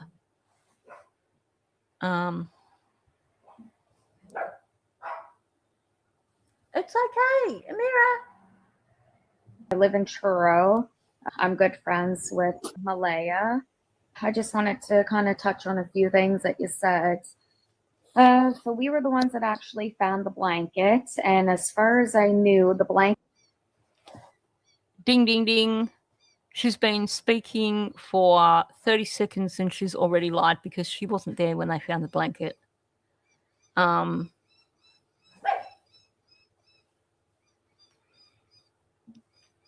Oh, yeah. You know, my sister used to call her daughter Monkey. To me, Little Creature just is... It's not that kind of cute, nicknamey kind of thing, though. It has that... It does have a negative feel to it, but maybe it's just me, the way I'm responding. But, yeah... My niece was always Monkey when she was little. It was on the railing, not in the garbage. And Malaya didn't leave Saturday morning. It was Saturday evening because an altercation had broken out and Daniel's mother actually tried to attack me. So it was well after supper Saturday when she actually left the premises. Okay, so here is where we first get the introduction of the bit of blanket being over the railing, which now she was there on the Friday, but no one else has suggested that is the case. And you would think that if that blanket was over the railing on the Friday, that the RCMP would have seen it. Because, you know, when you look at the documents, they came and collected it on the Monday afternoon because it had been found in the garbage bag. Whether they found it or Daniel found it, like he said, had that piece of blanket or the main piece of blanket been over the railing on the Friday when the stripper blanket was collected, I would expect that the RCMP would have taken it. I think the squirrels are well and truly loose today already, Bonza.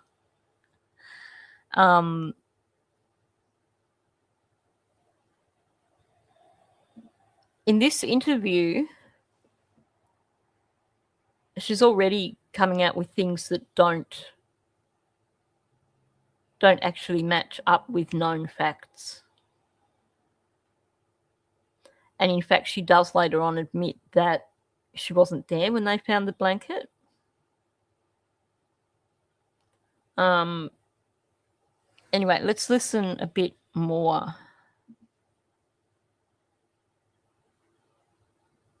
I'm going to run it back a bit. I'm just sort of looking at comments.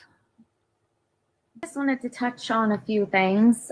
I was actually there on Friday myself, and it was May 2nd. I live in Truro. I'm good friends with Malaya. I just wanted to kind of touch on a few things that you said. So we were the ones that actually found the blanket, and as far as I knew, the blanket was on the railing, not in the garbage. And Malaya didn't leave Saturday morning. It was Saturday evening because an altercation had broken out. And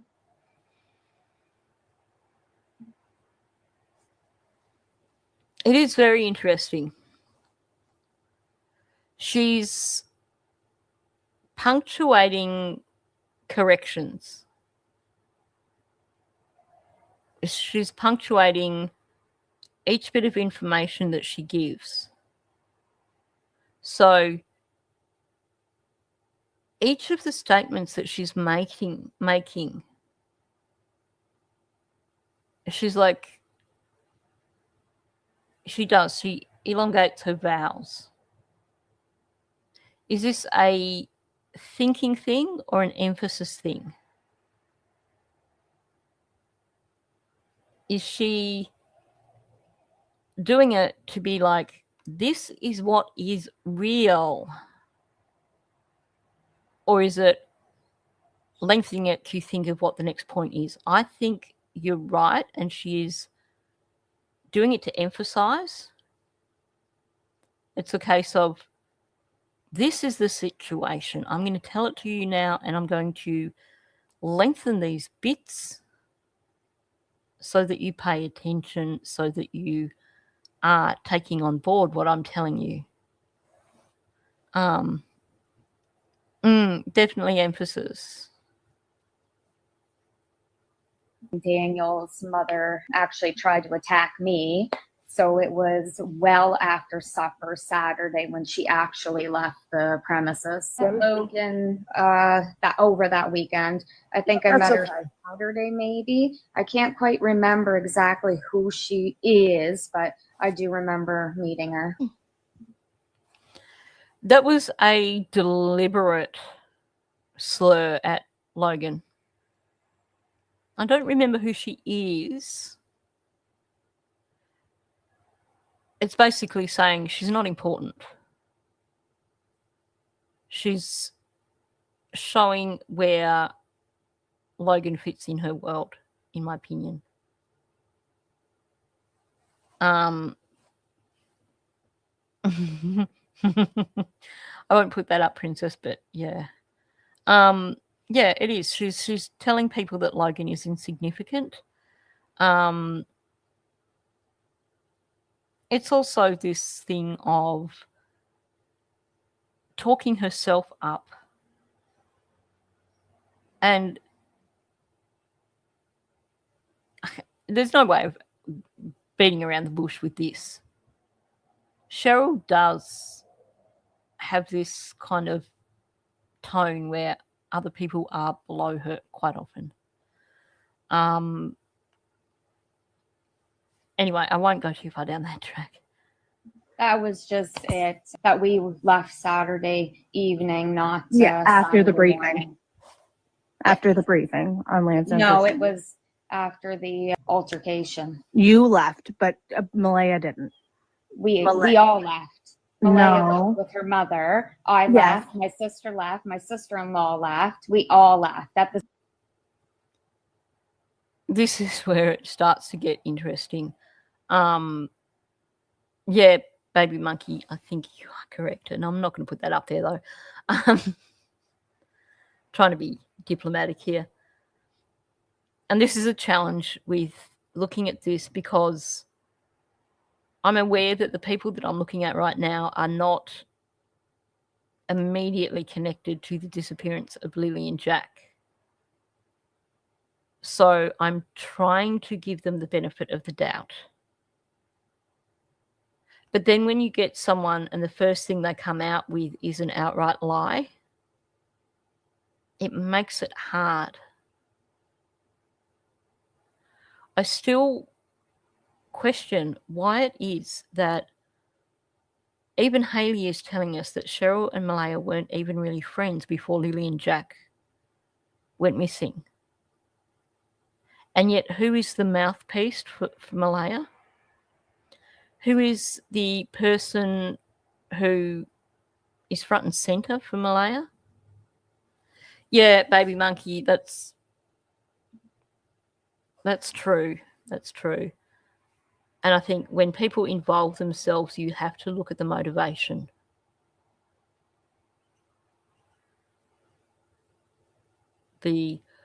Why are they coming out and speaking?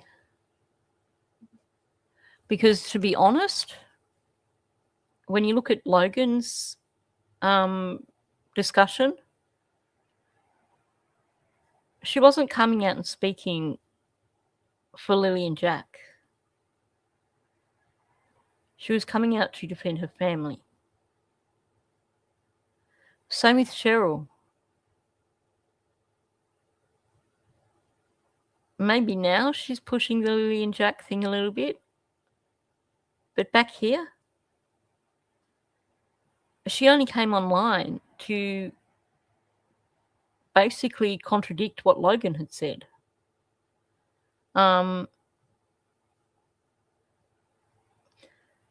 Daniel said he'd never met her. Apparently, Cody hadn't met her. And Belinda didn't know her. Hayley has said that Shelby was Malaya's good friend before Malaya and Daniel got together. And that there didn't seem to have been any sort of real friendship between Cheryl and Malaya. I want to re-listen to this bit where she's called out for lying, because I want to try and wrap my head around what she's saying here in terms of why Logan jumped on her. I can't quite remember exactly who she is, but I do remember meeting her. That was just it. That we left Saturday evening, not after the Sunday briefing. morning. After the briefing on Lance. No, it was after the altercation. You left, but Malaya didn't. We all left. Malaya No. went with her mother. I Yes. left. My sister left. My sister-in-law left. We all left at the same time. No, they didn't actually all leave at the same time. Good to see you, Pause. Thanks for dropping in. Enjoy yourself. Logan's got her on this because the information that we've had since then, and I'll come back to that in a moment.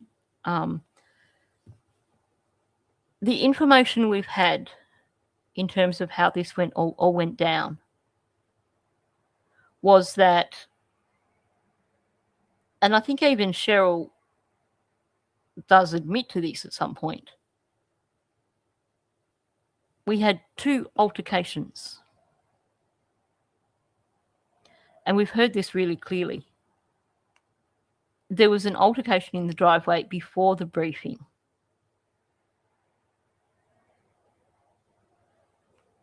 And then they went to the briefing and Malaya left with Cindy. After the briefing, we heard from Hayley that they went back to collect Malaya's phone and the keys for the vehicle. And my impression from that, I'm pretty sure that she said that Cheryl was there with them. So Cheryl trying to say they left at the same time is actually wrong.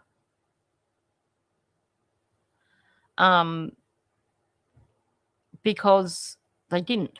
There were 2 altercations. Malaya left after the briefing. And I'm not sure that anybody left straight after the first altercation, because we know the second altercation occurred. I'm wondering, in terms of these first couple of days, the Friday and the Saturday. Now, what Baby Monkey is saying does seem to be the case, that when Malaya moved in with Daniel, she basically lost contact with everyone except Angelina. Angelina seems to have been the approved friend. So it sounds like Shelby and Malaya drifted apart. Now, we've been told that Cheryl and Shelby were fishing somewhere when they heard the children were missing. I suspect that when they heard that the children were missing, the only reason Cheryl ended up out there was because Shelby was going there and Shelby was her sister. I think the situation that Cheryl is avoiding mentioning here is that she was an outsider on the property that day. She's including herself in all the narratives here. I was there when we found the blanket, or we found the blanket. I was there for the altercation on the driveway.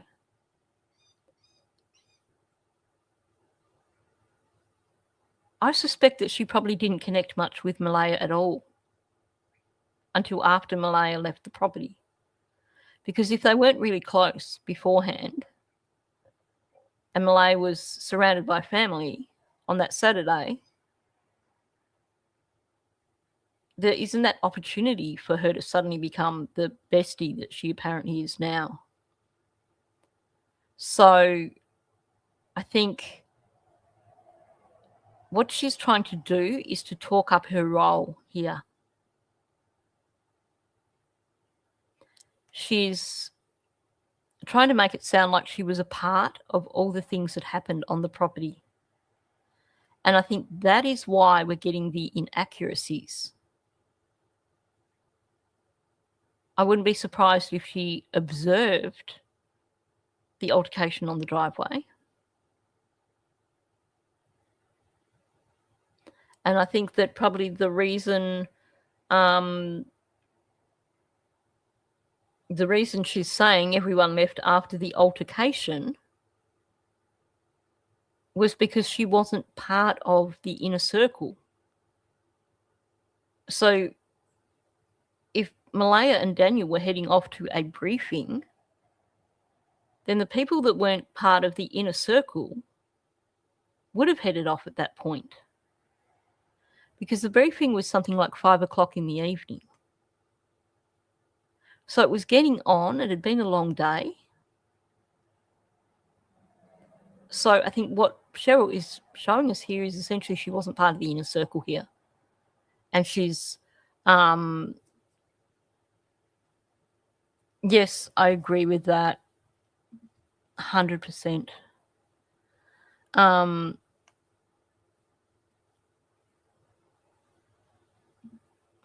It does seem like she is the very dominant type that I think she does kind of enjoy the attention. And I think Malaya was someone that was easy to manipulate. I mean, you know, we're talking about someone who's gone into a coercive relationship and been caught up in that for a couple of years. So she's, you know, we hear about her being quiet and everything like that. So Cheryl's in a good position for herself right now where she basically gets attention and she gets to be the dominant person there. But I really think that the issue here and why Logan is firing up is because Logan was pretty much only an observer on the day that the altercation happened. Yes, but the altercation was before the briefing, honey. And then there was one after because your mother was involved in that one. Yes, and that's when we were saying about the car. And then I don't know who came back looking for the cell phone, and we were trying to get Malaya's grandmother to leave the house. Yes. Yes. But Malaya left right after the briefing. You guys didn't. Malaya left right from the briefing. 5 minutes before us, yeah. Yeah, right after the briefing, up at the briefing. She never came back to the house. She can't be wrong, can she? She's come out saying that everyone left at the same time. And Logan has called her out on it and said, no, Malaya left. But you guys came back to the house or something like that. And she's like, well, we left 5 minutes after.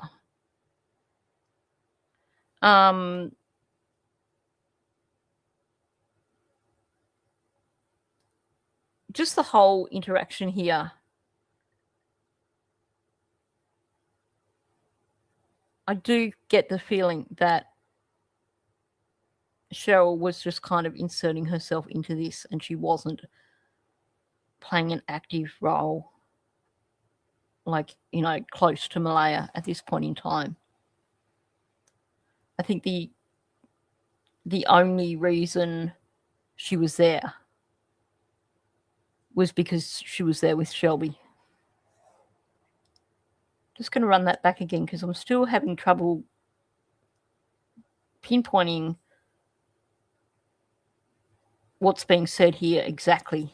That I don't know who came back looking for the cell phone, and we were trying to get Malaya's grandmother to leave the house. Yes. Yes. But Malaya left right after the briefing. You guys didn't. Malaya left right from the briefing. 5 minutes before us, yeah. Yeah, right after the briefing, up at the briefing. She never came back to the house. No. You so guys it did. wasn't Saturday morning that she had. No, it was Saturday afternoon It after the briefing. was, yeah, it was Saturday evening. I think around supper time-ish. Yeah, after the briefing at 4 o'clock. Yeah.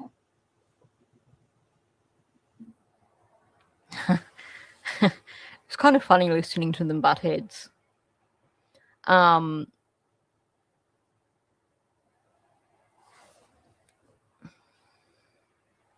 If she's with Shelby, why would she say it was a friend she was fishing with?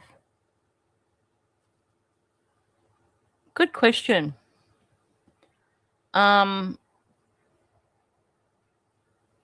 Maybe I can't remember what the latest story is in terms of how she heard about them being missing. But I certainly got the impression that she went there with Shelby that day. I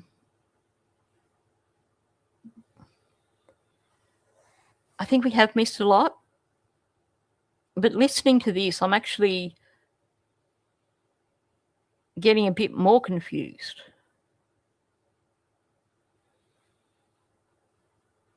Because I think on one hand, what makes it hard is that Cheryl comes across as someone who doesn't like to be wrong. So when Logan corrects her and she knows that she's got it wrong, she just gives a little bit. So like, well, no, you guys left later. And she's like, well, 5 minutes, like, you know, inferring, well, 5 minutes, that's pretty much leaving at the same time.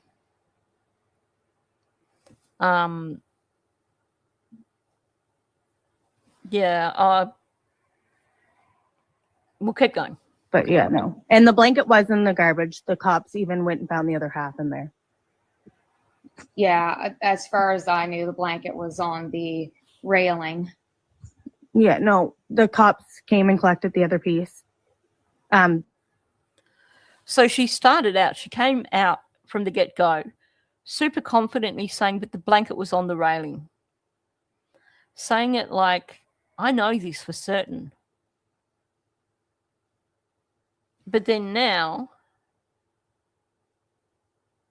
she prefaces it with, as far as I knew. So she's backing off from that as well, essentially. She's admitting, for starters, that she never saw it on the railing.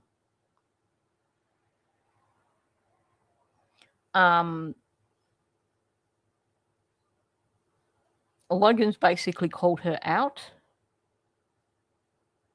And because she can't confidently say that she saw it there, but she doesn't want to admit that, hey, maybe I was a bit wrong here, we get as far as I knew. It's that, don't blame me. The plausible deniability thing, you know, don't blame me. This is only what I was told. Yeah, the same as for saying she was there when they found it in the tree. She wasn't. And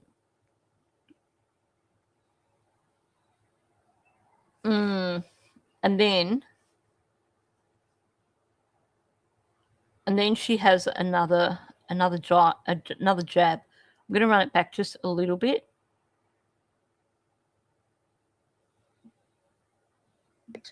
Malaya's grandmother to leave the house. Yes. Yes. But Malaya left right after the briefing. You guys didn't. Malaya left right from the briefing. 5 minutes before us. Yeah. Yeah, right after the briefing, up at the briefing. She never came back to the house. No. You So guys it did. wasn't Saturday morning that she had. No, it was Saturday Yeah. afternoon after the It briefing. was, yeah, it was Saturday evening. I think around supper time-ish. Yeah, after the briefing at 4:00. Yeah. But yeah, no. And the blanket was in the garbage. The cops even went and found the other half in there. Yeah, as far as I knew, the blanket was on the railing. Yeah, that's being defensive. Logan's corrected her, and she's like, "Well, as far as I knew," she doesn't like her stories being questioned. Yeah, exactly, baby monkey. She was not at the tree when they found the piece of blanket. She's inserting herself in places that she was not. Yeah, no, the cops came and collected the other piece. After the other piece was grabbed from the trees. Yes, where we found it. Yes, well, you found it. Honestly, we know, we can look back on this now and know that that is a bold-faced lie. This is some serious headbutting here. And the thing is, Logan is calling out Cheryl's lies. And Cheryl isn't coping with it. So we get this, yes, well, we found it. Welcome in, Dawns. And that's the problem.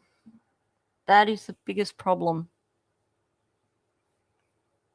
I'd love to put that up, Bonza, but I won't. They really do lie so much. And this is where it just starts becoming problematic. Because unless we're going by what we found in the documents, it starts to be hard to know who's telling the truth or part of the truth.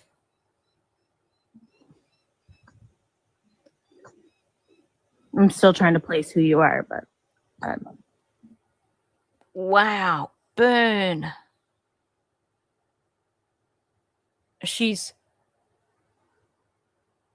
That is mean girl stuff right there. Yes, well, it's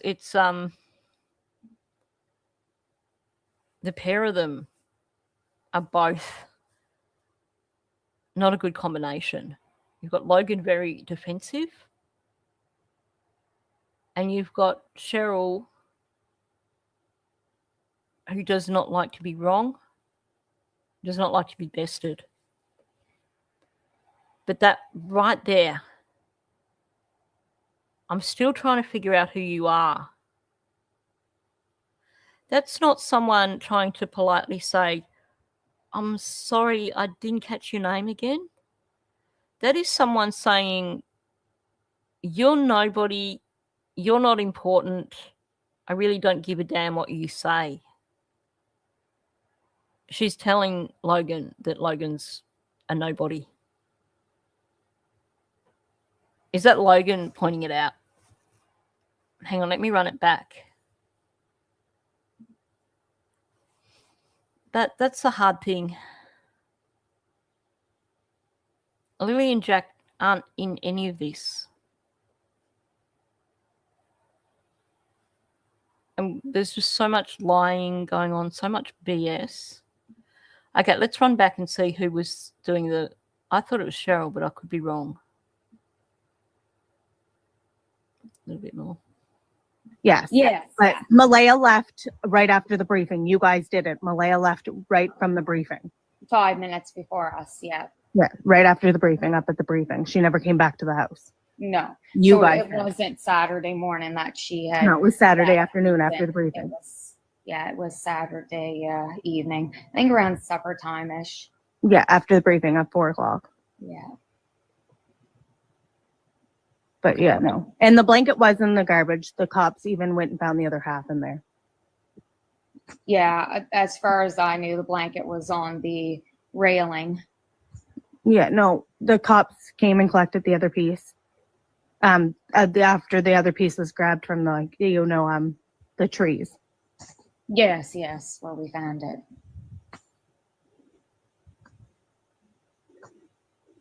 I'm still trying to place who you are, but I don't know. That was Logan, was it?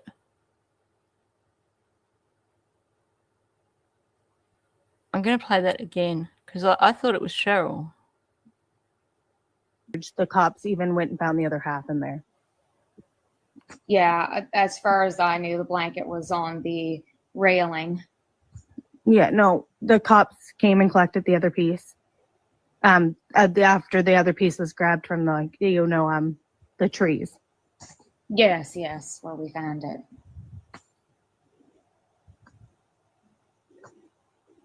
I'm still trying to place who you are, but Oh yeah, it's not as nasally.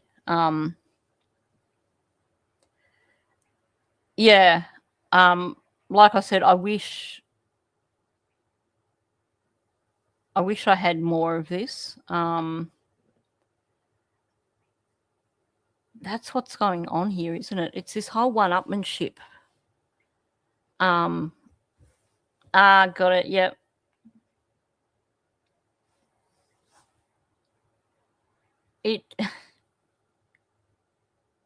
It's a mean girl fight, essentially.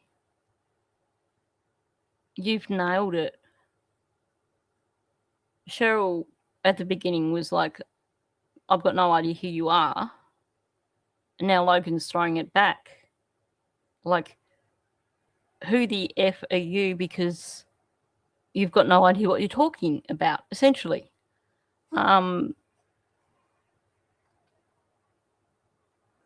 it really does. It really definitely passive aggressive.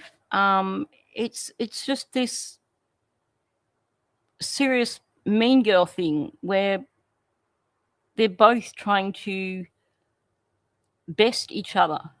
They're both vying for top position here.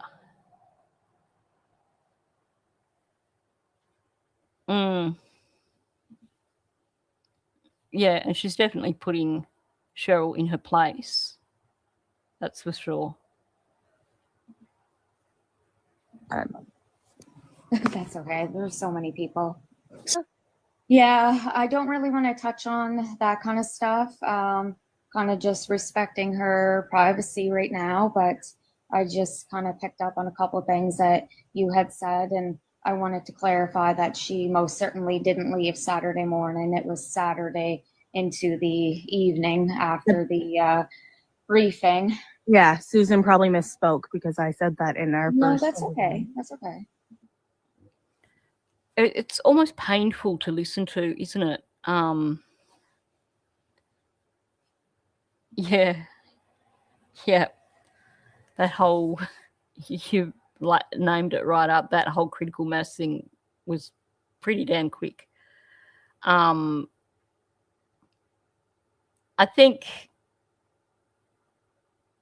I mean, both of them probably are correct in terms of that they don't remember each other. Because it would have been a very brief amount of time that they interacted. But there's some serious, like, competition here between them. It's definitely that whole mean girl vying for top position. That's the way I read it. But, you know, they probably are both going, who the F are you? Because they probably did not interact. Yeah. I can picture this kind of interaction becoming, if you're in a social environment like a party or at the bar or something like that, it would escalate to something not so good. Where we said where she left because I put the baby in the car for her and her mother drove off. But you guys were supposed to come back for Malaya's car and you guys didn't. Nobody took Malaya's car and it got repoed by the the search and rescue guy got it towed back to wherever Malaya was. So that bit there amuses me. I know I shouldn't, but clearly at this point in time, Cheryl has ditched. She's basically been called out by Logan. She's tried to take top dog position and she's just ditched. So Logan's here trying to continue to assert her position here, and she's not getting any responses, and it's throwing her really badly because she's expecting to hear comebacks from Cheryl.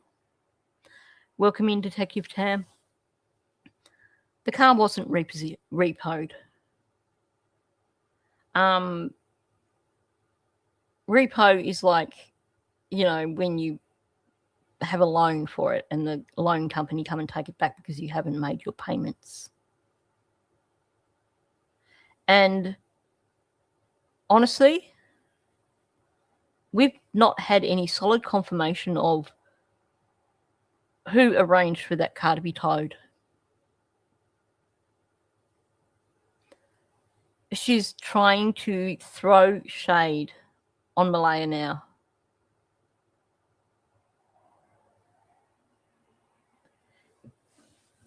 Yeah,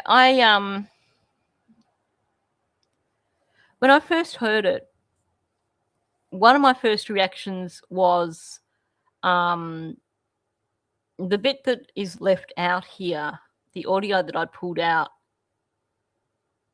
was because it really did put Susan in a bad light. The bit I left out was her basically, when Cheryl first came on, saying, "Oh, I'm bringing Logan up because I've spoken to her and I know who she is."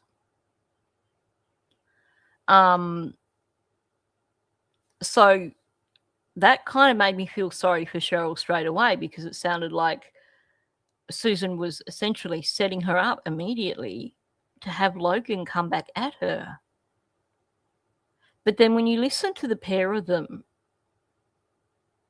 I can't feel sorry for either of them in this situation. Ironically, because I know,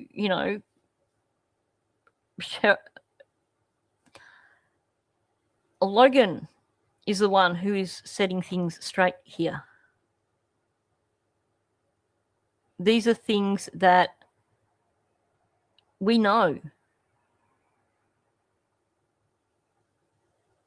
is truthful. Yes, it's a toned down version of Janie and Anita, isn't it?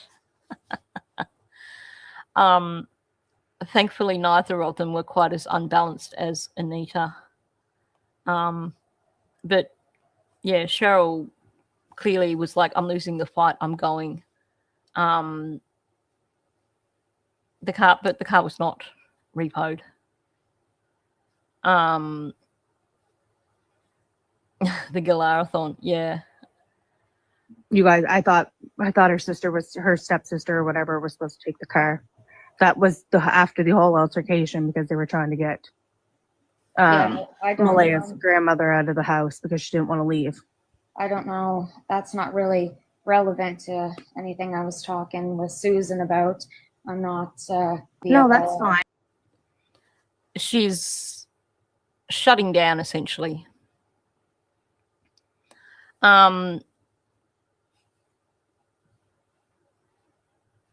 Yeah, I think Susan probably learnt a few valuable lessons from these early live streams.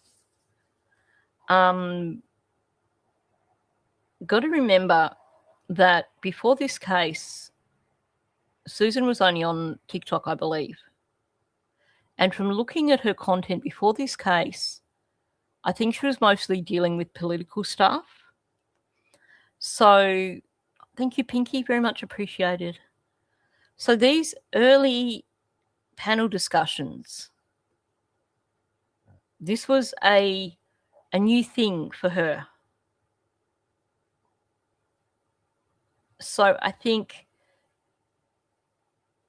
she probably was not really thinking right when she's like, oh, I'm going to bring Logan up because I've spoken to her and I know who she is, essentially. Because that kind of just set the stage. And that's the thing. Having been one of the recipients of those fake cease and desists and seen the progression of that whole situation, I'm not a fan. Not in the least, that's for sure.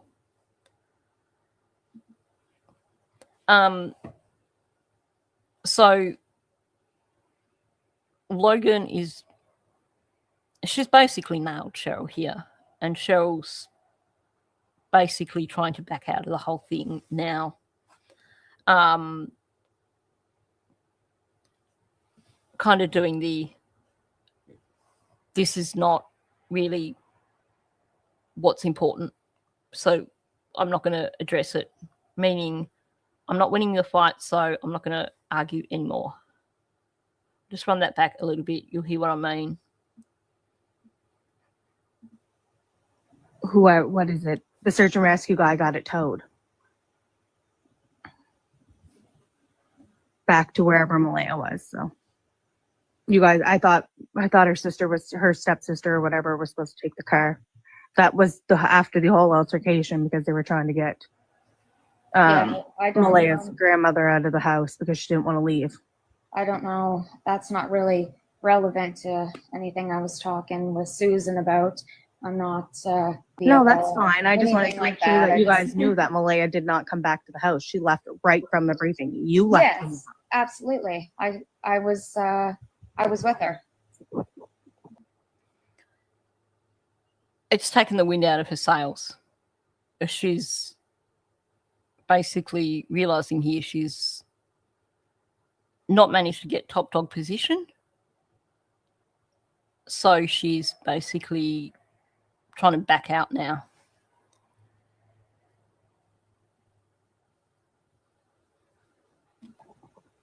Because it was on the railing. That's what I was told.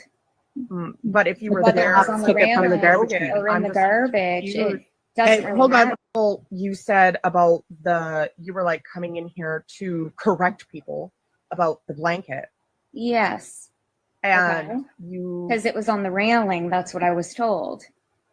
But if you were Whether there, it was on the took it from the railing garbage can. or in I'm the just- garbage, you- I was told it was on the railing. But I really don't know. I don't think it matters. All I know is the blanket was found in the trees up on the road. She doesn't think it matters. She came in just to correct them and say the blanket was on the railing, and she's getting fired up again.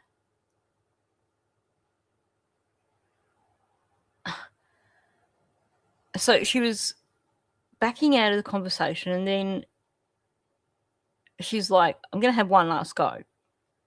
And she's still going on about the bit of blanket over the railing. even though it's not something she's seen herself. And she keeps saying, I was told. But because she's not winning the fight, now it doesn't matter.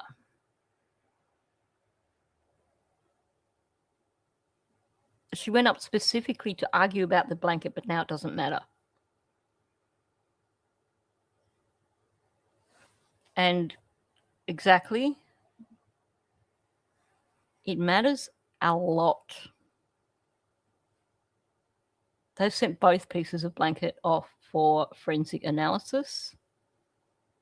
They got some results back in October, November, but the lab still has the pieces of blanket, which tells me that it is significant.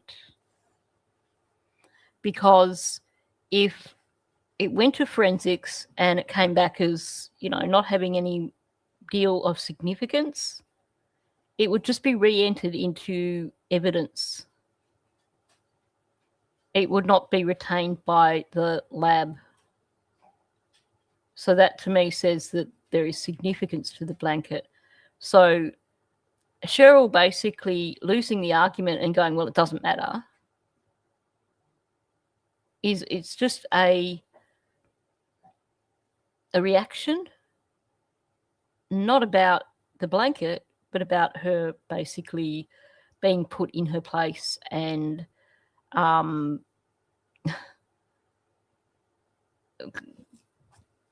losing the fight, essentially. What you're saying there, Princess Pillow, it's unimportant. I'm going to stop because she stops caring about it because she can't win the fight.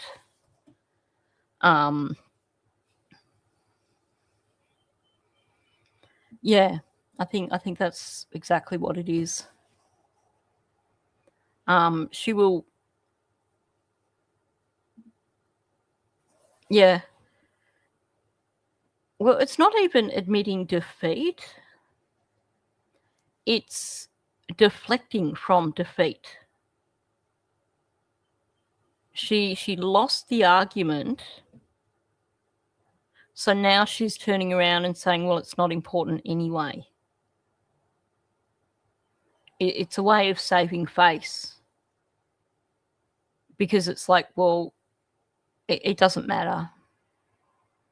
That doesn't make me look like I lost the argument if I can say it's not important. So it's kind of not even really admitting defeat. It's kind of just, yeah. She knows she's lost the fight.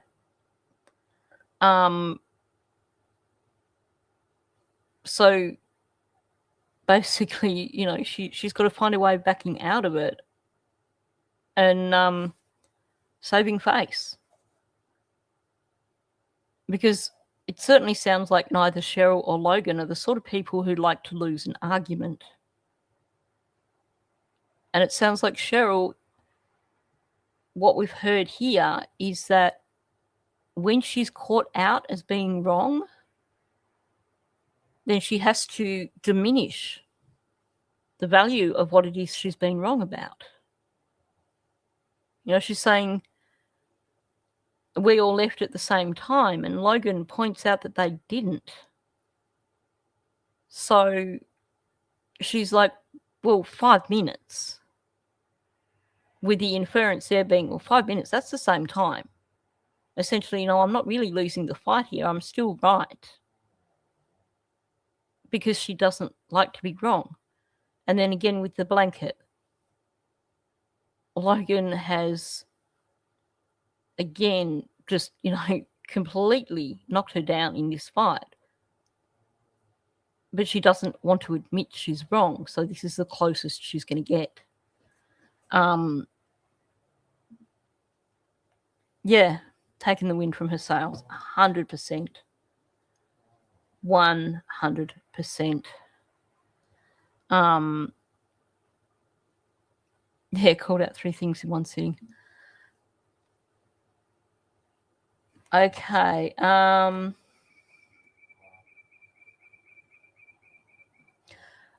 I think that's a good spot to stop there.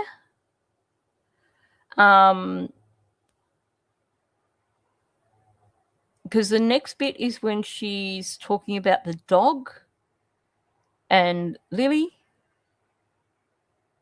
and saying, well, you know, what animal isn't triggered when animals run, or whatever it is that she says.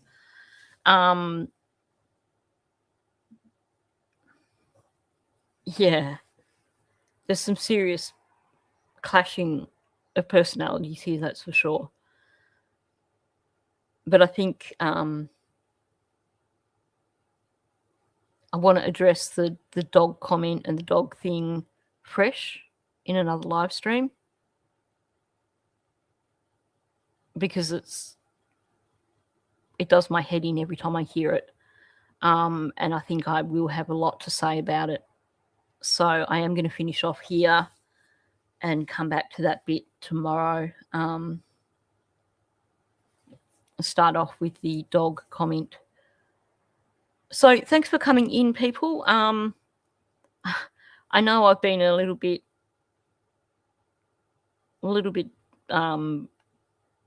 I guess distracted, or just, you know, kind of a bit slow today. I think the whole lack of sleep thing is catching up with me at the moment, and that whole thing with the fire out on the road last night, I think that kind of just set the stage for me in terms of not getting sleep, and I'm just kind of not with it today. But thanks for coming in. I appreciate everybody who comes in and takes the time to listen. If you haven't hit the like button, please do hit the like button. If you are not subscribed, please subscribe. And if you're listening on replay, please leave a comment. Thanks, and I'll catch you all in the next one.